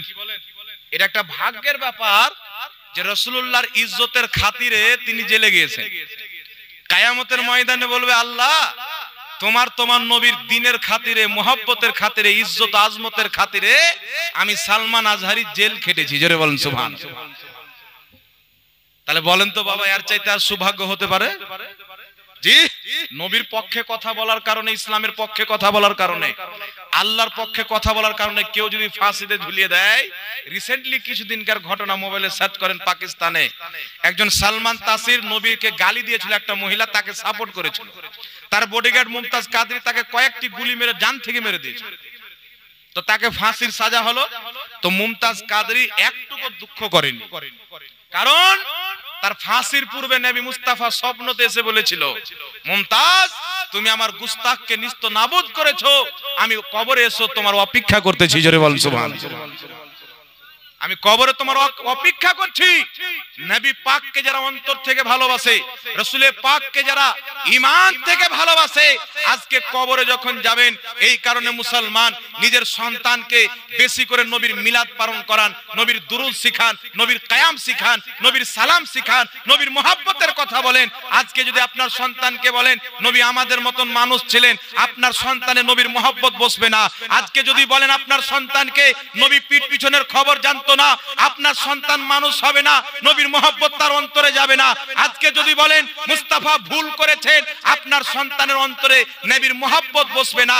আজকে যদি বলেন কিয়ামতের ময়দানে নবী নিজের পাপ এবং নেকিকে নিয়ে টেনশনে থাকবে, আপনার সন্তানের অন্তরে নবীর মহব্বত বসবে না। আপনার সন্তানকে যদি নবীর আশিক বানাতে চান, নবীর মাহবুব বানাতে চান, নবীকে ভালোবাসতে ভালো বানাতে চান, নবীর গোলাম বানাতে চান, তো বরেলির সরতাজ আলা হযরতের তরিকা শিখাতে হবে, যে সব সময় বলবে মুস্তাফা জানে रहमत पे लाखों सलाम, शमीए बज़्मे हिदायत पे लाखों सलाम, सबसे औला वाला हमारा नबी, अपने मौला का प्यारा हमारा नबी। নিজের সন্তানকে এই শিক্ষা দিতে হবে, सारे ऊंचों में ऊंचा समझिए जिसे, सारे ऊंचों में ऊंचा समझिए जिसे, है उस ऊंचे से ऊंचा हमारा नबी। आला हजरत বলছেন তুমি যাকে উঁচুর চাইতে উঁচু, সব চাইতে উঁচু মনে করো, ওয়ার চাইতে উঁচু আমাদের নবী। জোরে বল সুবহানাল্লাহ।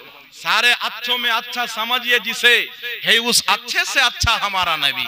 তুমি সব ভালোর মধ্যে ভালো যাকে মনে করো, তার চাইতেও ভালো আমাদের নবী। জোরে হবে না সুবহানাল্লাহ? আল্লাহু আকবার কবিরা। सारे सब चमक वाले उजलों में चमका किए, अंधे शीशों में चमका हमारा नबी। সবাই তো আলোর দুনিয়াতে এসে চমকাচ্ছে, কিন্তু আমার নবী অন্ধকার দুনিয়াতে এসে সারা পৃথিবীকে চমকে দিয়েছে। বলেন সুবহানাল্লাহ। कौन देता है देने को मुंह चाहिए, देने वाला है सच्चा हमारा नबी। কে দেয়, দেওয়ার জন্য মুখ লাগবে, আসলে দেনে वाला তো নবী মুস্তাফা। কিয়ামতের ময়দান হবে, বুখারী শরীফের হাদিস, সব মুসলমান ছুটে যাবে আদম নবীর দরবারে, ইব্রাহিম নবীর দরবারে। সব নবী বলবেন ইযহাবু ইলা গায়রি, আজকে অন্য কারোর কাছে যাও, অন্য কারোর কাছে যাও। আর আমার নবীর কাছে যখন যাবে, তো আমার নবী বলবে আনা লাহা, আমার কাছে এসো। আজকে কিয়ামতের ময়দানে আল্লাহর রহমত যদি কেউ তোমাদেরকে নিয়ে দিতে পারে, শাফাত করাইতে পারে, মাগফিরাত করাইতে পারে, আমি আমিনার লাল মুহাম্মদ রাসূলুল্লাহ জি। জোরে বলতে হবে সুবহানাল্লাহ। আর আজকে পাকিস্তানের সমস্ত, আজকে বাংলাদেশের সমস্ত দাড়িওয়ালা শয়তানদের লিডার কাজ্জাব বিন ইহুদি, নাম শুনেছে জি? সমস্ত শয়তানের হেডমাস্টার আব্দুর রাজ্জাক বিন ইউসুফ, শুনেছেন জি? যত শয়তান আছে, এই সমস্ত শয়তানের বাপ হচ্ছে এই লোকটা। এ বলছে নবী তো কিয়ামতে নিজে ফেলফেল করে তাকিয়ে থাকবে, আমার নেকির পাল্লা ভারী হচ্ছে না গুনহার পাল্লা ভারী হচ্ছে। বলে নাউযুবিল্লাহ। আমাদের নবীর গুনাহ আছে বাবা? আমার নবীর নেকি গুনাহ লাপা হবে? আল আম্বিয়া ও মাসুমুন, প্রত্যেক নবী মাসুম, গুনাহ থেকে মাফ। কেউ যদি নবীগণকে গুনাহ মানে ও মুসলমান না, কাফির হয়ে যাবে। কোন নবীর গুনাহ নাই, প্রত্যেক নবী মাসুম। জোরে হবে না সুবহানাল্লাহ? একটু জোরে হবে না সুবহানাল্লাহ? তো লামা জাহাবিরা যে নবীকে মানে, এদের নবী অসংখ্য ভুল করেছে। এরা কোন নবীকে মানে বলে দেবো? শুনবেন, বলে দেবো। আহলে হাদিসরা কোন নবীকে মানে শুনেন। আহলে হাদিসদের গুরু ওয়াহিদুজ্জামা নিজের কিতাব হাদিয়াতুল মাহাদির মধ্যে লিখতেছে যে রাম, শঙ্কর, লক্ষ্মণ, বৌদ্ধ, জৈন, এই যত আপনার অমুসলিমদের গুরু ঘন্টাল আছে, এই সবাই হচ্ছিল আল্লাহর নবী। এরা সবাই আল্লাহর নবী। যেমন মুসা আল্লাহর নবী, হযরতে ঈসা আল্লাহর নবী, হযরতে ইব্রাহিম আল্লাহর নবী, তেমনি রাম আল্লাহর নবী, শঙ্কর আল্লাহর নবী, কৃষ্ণ আল্লাহর নবী। আর এদের মধ্যে নবী হওয়াতে কোনো তফাৎ নাই, সবাই একরকম আল্লাহর নবী। আর রাম, কৃষ্ণ, শঙ্কর এরা যে আল্লাহর নবী, এদেরকে নবী মানা, এদের উপরে ঈমান নিয়ে আসা ওয়াজিব। বল নাউযুবিল্লাহ। জোরে হবে না নাউযুবিল্লাহ? আল্লাহর নবী মুহাম্মদ রাসূলুল্লাহ কিয়ামতে ফেলফেল করে তাকিয়ে থাকবে, নেকির পাল্লা ভারী হচ্ছে না গুনহার পাল্লা। আর রাম আর শঙ্কর গিয়ে লামা জাহাবিদেরকে বাঁচাবে। এই জোরে বলেন, কে বাঁচাবে? আরে উম্মতে মুসলিমাকে যদি কেউ আল্লাহর আযাব থেকে বাঁচাইতে পারে, তিনি হচ্ছেন মুহাম্মাদুর রাসূলুল্লাহ। জোরে বলেন সাল্লাল্লাহু আলাইহি ওয়াসাল্লাম। এই জন্য নিজের সন্তানকে যখন নবীর নাম নেবেন চুমুন দেওয়া অভ্যেস করে, যখন নবীর নাম নেবেন দুরূদ পড়া অভ্যেস করেন, নিজের সন্তানের হাত ধরে দাঁড়িয়ে দাঁড়িয়ে নবীকে সালাম দিতে শিখান। এইগুলো যখন আপনার সন্তান করবে জীবন চলে যাবে, কিন্তু নবীকে নিজের মতন মানুষ মনে করবে না। জোরে বলতে হবে সুবহানাল্লাহ। তো বিরাদর ইসলাম কি বুঝতে পারলেন? তাহলে এই ধরনের যারা আকীদা রাখে, বর্তমানে যারা দেওবন্দি আলিম ওলামা আছে, এরা সবাই এদেরকে নিজের ইমাম মানে, নিজের পেশোয়া মানে, এদিকে তাকান, এদিকে তাকান, নিজের মুক্তাদা মানে, নিজের ইমাম, নিজের লিডার মানে, এদের আকীদা প্রচার করে। বুঝতে পারছেন? এরা ভুলকে যদি ঠিক বলেছে তো এরা ওটাকে ঠিক লিয়ে চলছে এখন অবধি। যেমন নবীর নাম চুমুন দেওয়া ফাতাওয়া শামিতে আছে মুস্তাহাব, ইমাম মুল্লা আলী কারি শারহে নুকায়াতে লিখছে মুস্তাহাব, তাহতাবি আলা মারাকিল ফালাতে আছে মুস্তাহাব, ইমাম মুল্লা আলী কারি আসরারুল মারফুয়াতে লিখেছেন নবীর নাম চুমুন দিয়ে চোখে লাগানো মুহাব্বতের কাজ যায়। ইমাম আজলুনি কাশফুল খাফাতে এই ফাতোয়াটাকে সমর্থন করেছেন। তাফসিরে জালালাইনের হাসিয়াতে মুহসি বলছেন নবীর নাম চুমুন দিয়ে চোখে লাগানো মুস্তাহাব। সিরাতে হালবিয়ার মধ্যে হাদিস, হিলিয়াতুল আউলিয়ার মধ্যে হাদিস, নবী পাক সাল্লাল্লাহু আলাইহি সাল্লামের পবিত্র নাম মুবারককে মুসা নবীর একজন উম্মত চুমুন দিয়েছিল, তার কারণে আল্লাহ তার 200 বছরের গুনাহ maaf করে তাকে জান্নাতি বানিয়ে দিয়েছেন। জোরে হবে না? এত দলিল থাকার পর এদের বুজুর্গরা শিখিয়ে দিয়েছে বিদআত, এই ওটাই ঠোঁটে নিয়ে বাড়াচ্ছে। বড় বড় ইমাম বলছে যাই, আর এদের বুজুর্গ মুন্সি শিখিয়ে দিয়েছে বিদআত। বুঝতে পারছেন? তার কারণে এদেরকে যারা পেশোয়া মেনে চলে, এদের জবাইকৃত মাংস খাওয়া আহলে সুন্নাত ওয়াল জামাত সুন্নি সহিহ আকীদা মান্যকারী মুসলমানদের জন্য বৈধ নয়, জায়েজ নয়। আচ্ছা বাবা বলেন তো, এখানে আপনারা আমাকে কি জন্য ডেকেছেন? বক্তব্য দেওয়ার জন্য না? শরীয়তের মাসলা মাসাইল জানার জন্য, কোরআন হাদিসের কথা, না কি বলেন? একটু জোরে বলেন। ফুল শহরী নাকি এই জায়গাটার নাম? আমি যদি ফুল শহরের কোন লোককে বাপ তুলে গালি দিয়ে দিই, বক্তব্য শুনবেন? কালকে আমাকে বহরমপুর হসপিটালে থাকতে হবে, ঝাড়খণ্ড পৌঁছানো যাবে না, না কি বলেন? তাহলে আল্লাহ মিথ্যা বলতে পারে মানে এর আল্লাহকে গালি দেওয়া। যে আল্লাহকে গালি দিয়েছে সে এক ধরনের জাহান্নামী, একে যারা সাপোর্ট করে নিজের আকাবির মানে বুজুর্গ মানে তারাও জাহান্নামী। আর আপনি যদি আল্লাহকে গালি দেনেওয়ালাকে সমর্থনকারীদের জবাই করা মাংস খান তো আপনার ব্যাপার। আপনি জাহান্নামে গেলে জাহাঙ্গীরের বাপের কি হলো? এইবার চলে আসেন, এখানে লেখা আছে আজান দেওয়ার সময় গল্প টল্প করা যাবে কিনা? সবাই তো জানেন আজান দেওয়ার সময় গল্প করা হারাম, না কি বলেন? কোন কাজ করছেন, আজান হচ্ছেন, কাজ বন্ধ করে দেন। খাওয়া দাওয়া করছেন, আজান দিচ্ছেন, খাওয়া দাওয়া বন্ধ করে দেন। চলাফেরা করছেন, আজান দিচ্ছেন, ধ্যান দিয়ে শুনেন, পারলে চলাটাও বন্ধ করে দেন। এমার্জেন্সি থাকলে আজানটা শুনেন আর যান। বুঝতে পারছেন কি না? আপনার আজান দিচ্ছেন, সুন্দর করে আজানটাকে শুনেন, আর মুয়াজ্জিন যা যা বলবে উত্তরে আপনি তা বলেন। আল্লাহ পাক আপনাকে অগণিত নেকির পাহাড় দান করবে, বলেন সুবহানাল্লাহ। তাই আজানের সময় গল্প টল্প করা এগুলো সব হারাম আছে, এগুলো থেকে বাঁচবেন, গুনাহে কবিরা যারা করেছেন তওবা করবেন। লটারি কাটা শরীয়ত সম্বন্ধে বিস্তারিত একটু বলবেন।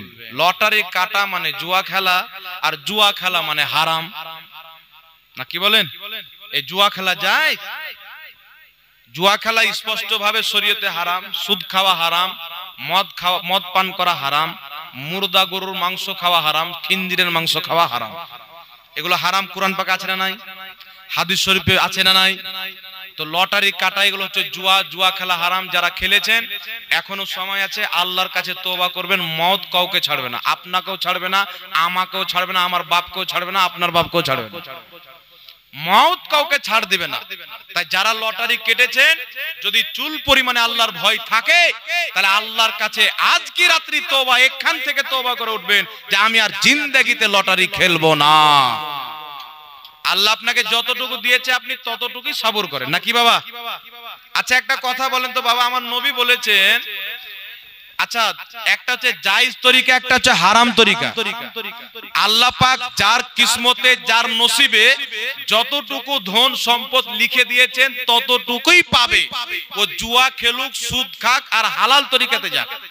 বিষয় হচ্ছে যদি হারাম তরিকাতে যায় তো তাড়াতাড়ি হয়ে যাবে, আর হালাল তরিকাতে যায় তো একদিন না একদিন অবশ্যই হবে, কিন্তু অত টাকার 1 টাকার বেশি মালিক হবে না।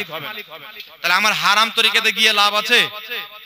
জি, আপনার নসিবে যদি ঘাস কাটা থাকে আপনি ঘাসই কাটবেন, জুয়া খেলেন আর না খেলেন।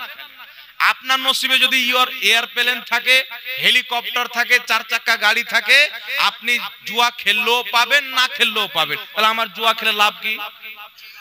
আমার মতন বোকা পাগলা গাধার কেউ আছে? তাই যারা খেলেছেন তওবা করবেন, আমরাও দোয়া করি আল্লাহ যেন সবাইকে ক্ষমা করেন। সকলে পড়ুন আল্লাহুম্মা আমিন। আরেকটি কি প্রশ্ন করা হয়েছিল হযরত? মাটি দেওয়ার ব্যাপার। নামাজ ও একটা থেকে লর্ড স্পিকার, একটা মাসলা থাকলো লাউড স্পিকারের নামাজ পড়া যাবে কি যাবে? দেখেন, লাউড স্পিকারের নামাজ পড়ার ব্যাপারে আমাদের আহলে সুন্নাত ওয়াল জামাতের আলিম উলামার মধ্যে মতভেদ আছে। মানে এটা হচ্ছে ফুরুই মাসআলা, আর ফুরুই মাসআলায় মতভেদ ছিল, আছে, কিয়ামত পর্যন্ত থাকবে। আকীদাতে কোনো ইখতিলাফ নাই। বুঝতে পারছেন? রাসূল পাক বলেছেন আমার উম্মতের ইখতিলাফ হচ্ছে রহমত। ফুরুই মাসলাতে মতভেদ, এই আলিম এটা তাহকিক করে পেয়েছে, আলিম এটা হচ্ছে রহমত। এটা খারাপ দৃষ্টিতে দেওয়া যাবে না। তো আমাদের আহলে সুন্নাত ওয়াল জামাতের যাদের নিকটে যায় তারা মাইকে নামাজ পড়াচ্ছেন, যায় তাদের নামাজ হবে। যাদের নিকটে না যায় তাদের যদি পড়ায় তাহলে হবে না। বুঝতে পারলেন কথা আমার? তো যে জায়েজ মনে করে পড়াবে হবে, যে নাজায়েজ মনে করে পড়াবে না। বাস।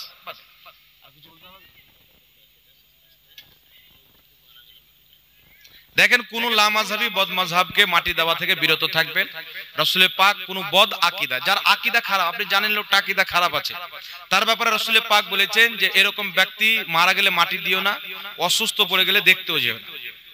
একটা হাদিস বলে দিচ্ছি, হযরত ওমর ফারুকের নিকটে খবর আসলে একটা লোক মারা গেছে। ওই লোকটা সাহাবায়ে কেরাম হযরতে আবু বকর সিদ্দিক, নামটা শুনেছেন?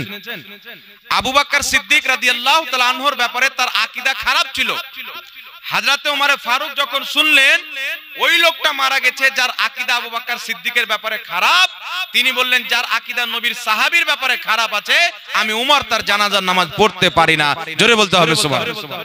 তাহলে নবীর ব্যাপারে যদি আকীদা খারাপ থাকে, আল্লাহর ব্যাপারে খারাপ থাকে, তাহলে পড়া যাবে? এখান থেকে আপনারা বুঝলেন, আপনার জ্ঞানী গুণী মানুষ, হারাম নাজায়েজ আমার বলার দরকার নেই, সবাই স্পষ্ট বুঝতে পারছে। আল্লাহ সকলকে বুঝার তৌফিক দান করুক। যাই হোক, একবার দুরূদ শরীফ পাঠ করুন আল্লাহুম্মা।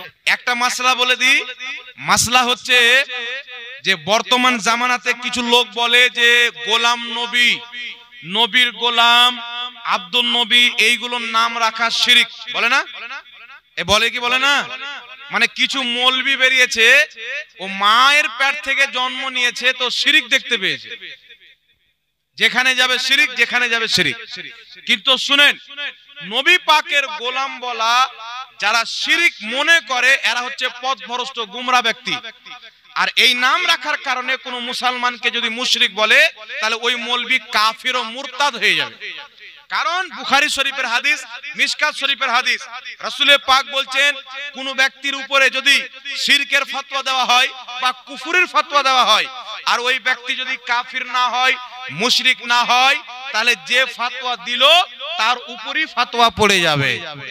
তো গোলাম নবী নাম রাখা যদি নবীর গোলাম বলা শিরক না থাকে, তাহলে যারা শিরকের ফতোয়া দেয় তারা মুশরিক হবে কি হবে না?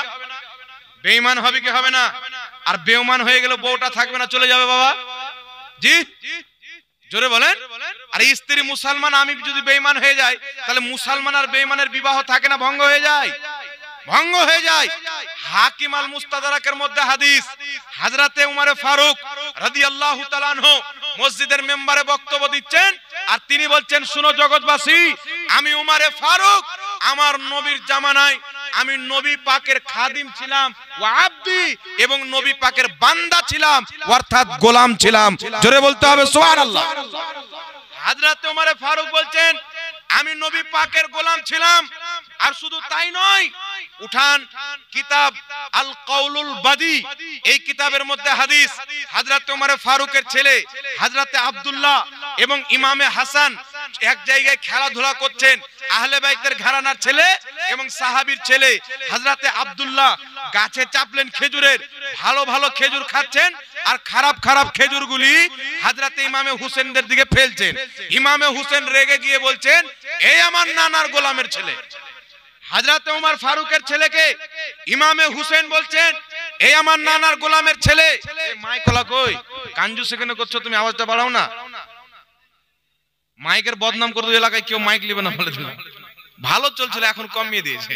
খাপা মানুষ, ভালো করে চালান, ভালো করে চালান। আরে ওখানে কমলে এখানে বাড়িয়ে দেন তাহলে তো।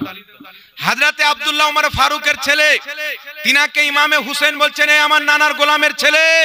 যেমন এই কথা বলেছেন হযরত ওমরের ছেলে, বাচ্চা ছেলে, কথা কিন্তু গায়ে লেগে গেছে বাবা। গাছ থেকে নেমে সঙ্গে সঙ্গে বাপের কাজ গিয়ে বলছেন, আব্বা আমাকে ইমামে হুসেন বলছেন যে এই আমার নানার গোলামের ছেলে, আপনাকে সে নিজের নানার গোলাম বলেছেন। হযরত ওমর ফারুক বলছেন, তাই নাকি? বলছেন হ্যাঁ। বলছেন চলো ওমর, চলো হযরত ইমামে হুসেনের দরবারে। জোরে বলেন সুবহানাল্লাহ। হযরত ওমর ফারুক এসেছেন, এইভাবে লোক বসেছেন। আপনারা যেমন কোন মীমাংসার জন্য গোল হয়ে বসেন না, এইভাবে গোল হয়ে মানুষ বসেছেন। সাহাবায়ে কেরাম আছেন। হযরত ওমর ফারুক বলছেন, এই আমার নবীর সাহাবী ইমামে হুসেন আমাকে তার নানার গোলাম বলেছেন, আমার ছেলেকে বলেছেন তার নানার গোলামের নাকি ছেলে। তো আজকে আমি এই বিচার নিয়ে বসেছি। আমি ইমামে হুসেনকে বলতে চাই যে তিনি এই কথা বলেছে কি বলেনি। ইমামে হুসেন বলছেন 100% আমি বলেছি। হযরত ওমর ফারুক বলছেন, লিখে দিতে পারবেন? ইমামে হুসেন বলছেন, লিখেও দিব। হযরত ওমর ফারুক একটি পর্চা দিলেন, ইমামে হুসেন লিখে দিলেন, আমার নানার গোলামের ছেলে আব্দুল্লাহ ওমর ফারুককে তিনি নবীর গোলাম লিখে দিলেন, নিজের নানার গোলাম লিখে দিলেন। আজকে কিছু লোক বলেন নবী লিখতে জানতেন না, কিন্তু নবীর নামাসা ইমামে হুসেন লিখতেছে। জোরে বলেন সুবহানাল্লাহ। ইমামে হুসেন যখন লিখলেন, হযরত ওমর ফারুক ওই চিঠিটাকে নিয়ে সাহাবায়ে কেরামকে বলছেন, এই আমার নবীর সাহাবী, তোমরা সাক্ষী হয়ে যাও, তোমরা গওয়াহ হয়ে যাও। কাল কিয়ামতের ময়দানে আল্লাহ তাবারক ওয়া তাআলা যদি আমাকে জিজ্ঞাসা করে, ওমর তোমার পরিচয় কি? আমি ইমামে হুসেনের দেওয়া সার্টিফিকেট নিয়ে নিলাম। কিয়ামতের ময়দানে বলবো, রব্বুল আলামিন তোমার নবীর নামাসা আমাকে তোমার নবীর গোলাম বলেছে। জোরে বলেন সুবহানাল্লাহ। আর আজকে জাহিল জন্ম নিয়েছে, বলছেন নবীর গোলাম বলা যাবে না। তো যে ইহুদির গোলাম, আমেরিকার গোলাম, ইংরেজদের গোলাম, ওরা নবীর গোলাম নিজেকে বলবে? যারা মুসলমান তারা নবীর গোলাম। ইহুদি খ্রিস্টান যারা গোলামি করে, যেই মৌলবি দাড়ি টুপি ছেড়ে আমেরিকান ফান্ডিং এ কাম করে, ইসরায়েলের ফান্ডিং এ কাজ করে, এদের মুখ দিয়ে নবীর গোলাম শব্দটা অপছন্দনীয়, শোভা পায় না। আরে নবীর গোলাম বলা যদি শোভা পায়, সুন্নি জামাতের মুসলমানদের পায়। বলেন সুবহানাল্লাহ। তার কারণে আল্লাহ বলছেন, কুল ইয়া ইবাদি, আল্লাহ বলছেন হে আমার নবী, ইয়া ইবাদি তুমি আমার বান্দাদেরকে বলো, হে আমার বান্দারা, অর্থাৎ গোলামরা। জোরে বলেন সুবহানাল্লাহ। তার কারণে বিরাদর ইসলাম খবরদার এইরকম জাহিল মূর্খদের বক্তব্য শুনবেন না। আরেকটি কথা শুনেন, বুখারী শরীফের মধ্যে সুলহে হুদাইবিয়ার হাদিস, হাদিস নাম্বার 2699, বুখারী শরীফ হাদিস নাম্বার 2699 পড়ে নেবেন। আমার নবী নিজেই সিগনেচার করেছেন। ইমাম ইবনে হাজার আসকালানী বুখারী শরীফের সারা ফাতহুল বারির মধ্যে লিখছেন, নবী পাক সাল্লাল্লাহু আলাইহি সাল্লাম নিজের হাতে সিগনেচার করেছেন। কাতাবা ইয়াদাই হে, আমার নবী নিজের হাতে লিখেছেন। জোরে বলেন সুবহানাল্লাহ। অসংখ্য দলিল রয়েছে। এই বিষয়ে একটি কিতাব লেখা হয়েছে, নবী কি নিরক্ষর ছিলেন? সমস্ত বাতিলের মুখে তালা ঠুকা হয়েছে। ইনশাআল্লাহ এর পরে যদি কোনোদিন আসি, ওই বইটা ইনশাআল্লাহ নিয়ে আসবো, ইনশাআল্লাহ বিতরণ করে যাব। তার কারণে একটা কথা মনে রাখবেন, আমার নবীর মতন কেউ লিখতে জানে না, আমার নবীর মতন কেউ পড়তে জানে না, আমার নবীর মতন কেউ বলতে জানে না, আমার নবীর মতন কেউ শুনতে জানে না, আমার নবীর মতন কেউ আক্ষরিক জ্ঞান জানে না। জোরে বলতে হবে সুবহানাল্লাহ। নবীর চেহারার মতন কাউরির চেহারা হতে পারে না, রাসূলুল্লাহর ইলমের মতন কাউরির ইলম হতে পারে না, নবীর জুতার মতন কাউরির জুতা হতে পারে না, নবীর জুব্বার মতন কাউরির জুব্বা হতে পারে না, নবীর দাড়ির মতন কাউরির দাড়ি হতে পারে না, নবীর শহর মক্কার মতন কোন শহর হতে পারে না, নবীর রওজার মতন কোন রওজা হতে পারে না, নবীর সন্তানের মতন কাউরির সন্তান হতে পারে না, নবীর মেয়ে ফাতেমার মতো কাউরির মেয়ে হতে পারে না, নবীর নাতি হাসান ও হুসেনের মতো কাউরির নাতি হতে পারে না। নবী মুস্তাফার মা বাবার মতো কাউরির মা বাবা হতে পারে না। জোরে বলতে হবে সুবহানাল্লাহ। তার কারণে আমার মা চাইতে, আপনার মা চাইতে, সাহাবীর মা চাইতে, সারা পৃথিবীর মা চাইতে নবী মুস্তাফার মায়ের দাম বেশি। জোরে বলে নবী মায়ের দাম বেশি, রাসূলুল্লাহর পিতার দাম বেশি। তার কারণে নবীর মাতাও জান্নাতি, নবীর পিতাও জান্নাতি। কোন মৌলবি যদি বলে নবীর মা বাপ জাহান্নামী ছিল, এই মৌলবিকে 3 তালাক দেওয়া ফরজ।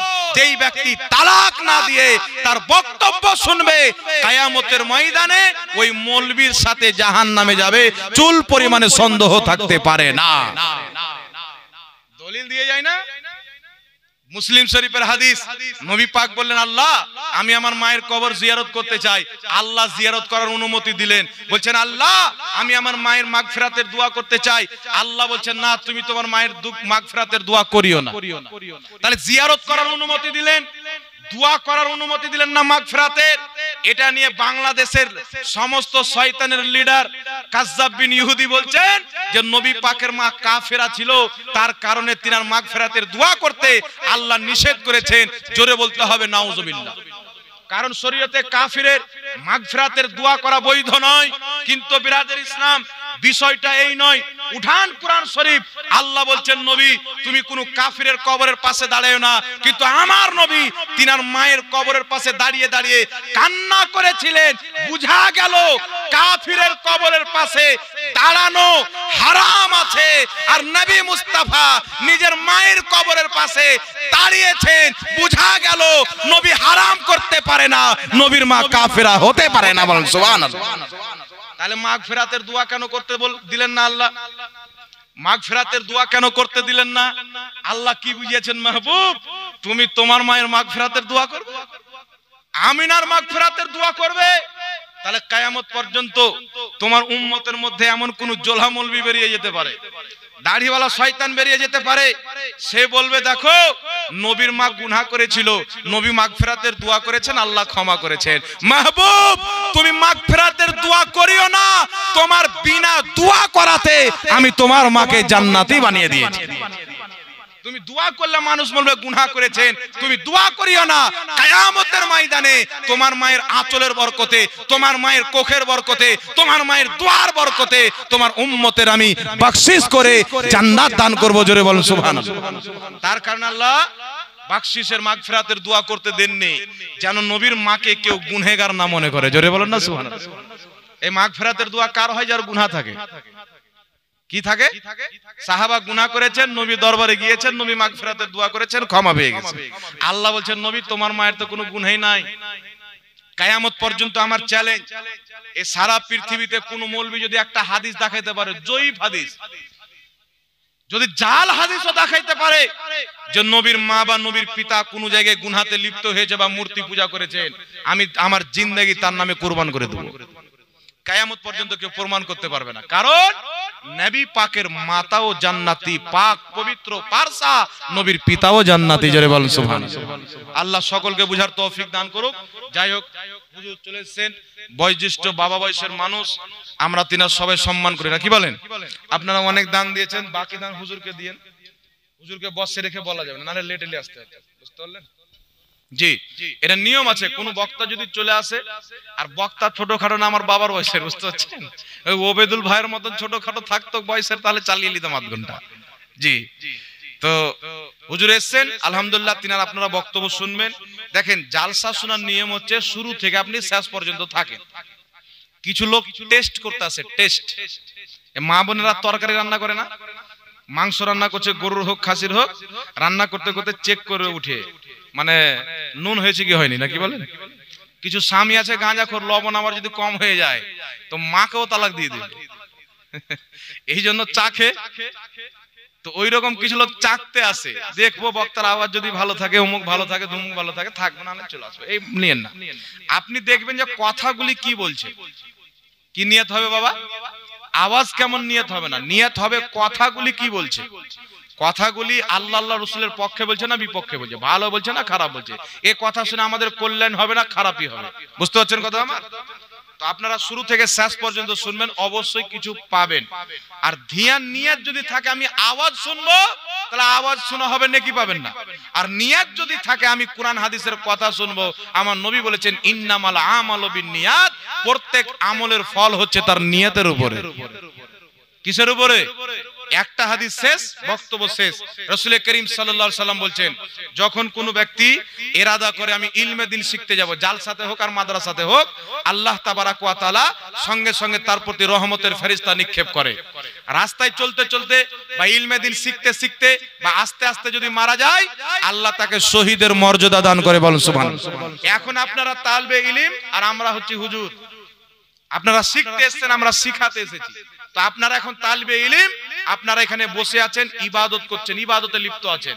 আপনারা এখানে মারা যান, রাস্তায় মারা যান, শহীদের দরজা পাবেন। তাই নিয়াত রাখেন যে আমরা এখানে কিছু শিখতে এসেছি, আওয়াজ শোনার নিয়াত না, কান ভরার নিয়াত না, অন্তর ভরার নিয়াত রাখেন। তাই ইন্নামাল আমালু বিন্নিয়াত, কারণ আপনি যে আজকের ফলটা পাবেন আপনার নিয়াতের উপরই পাবেন।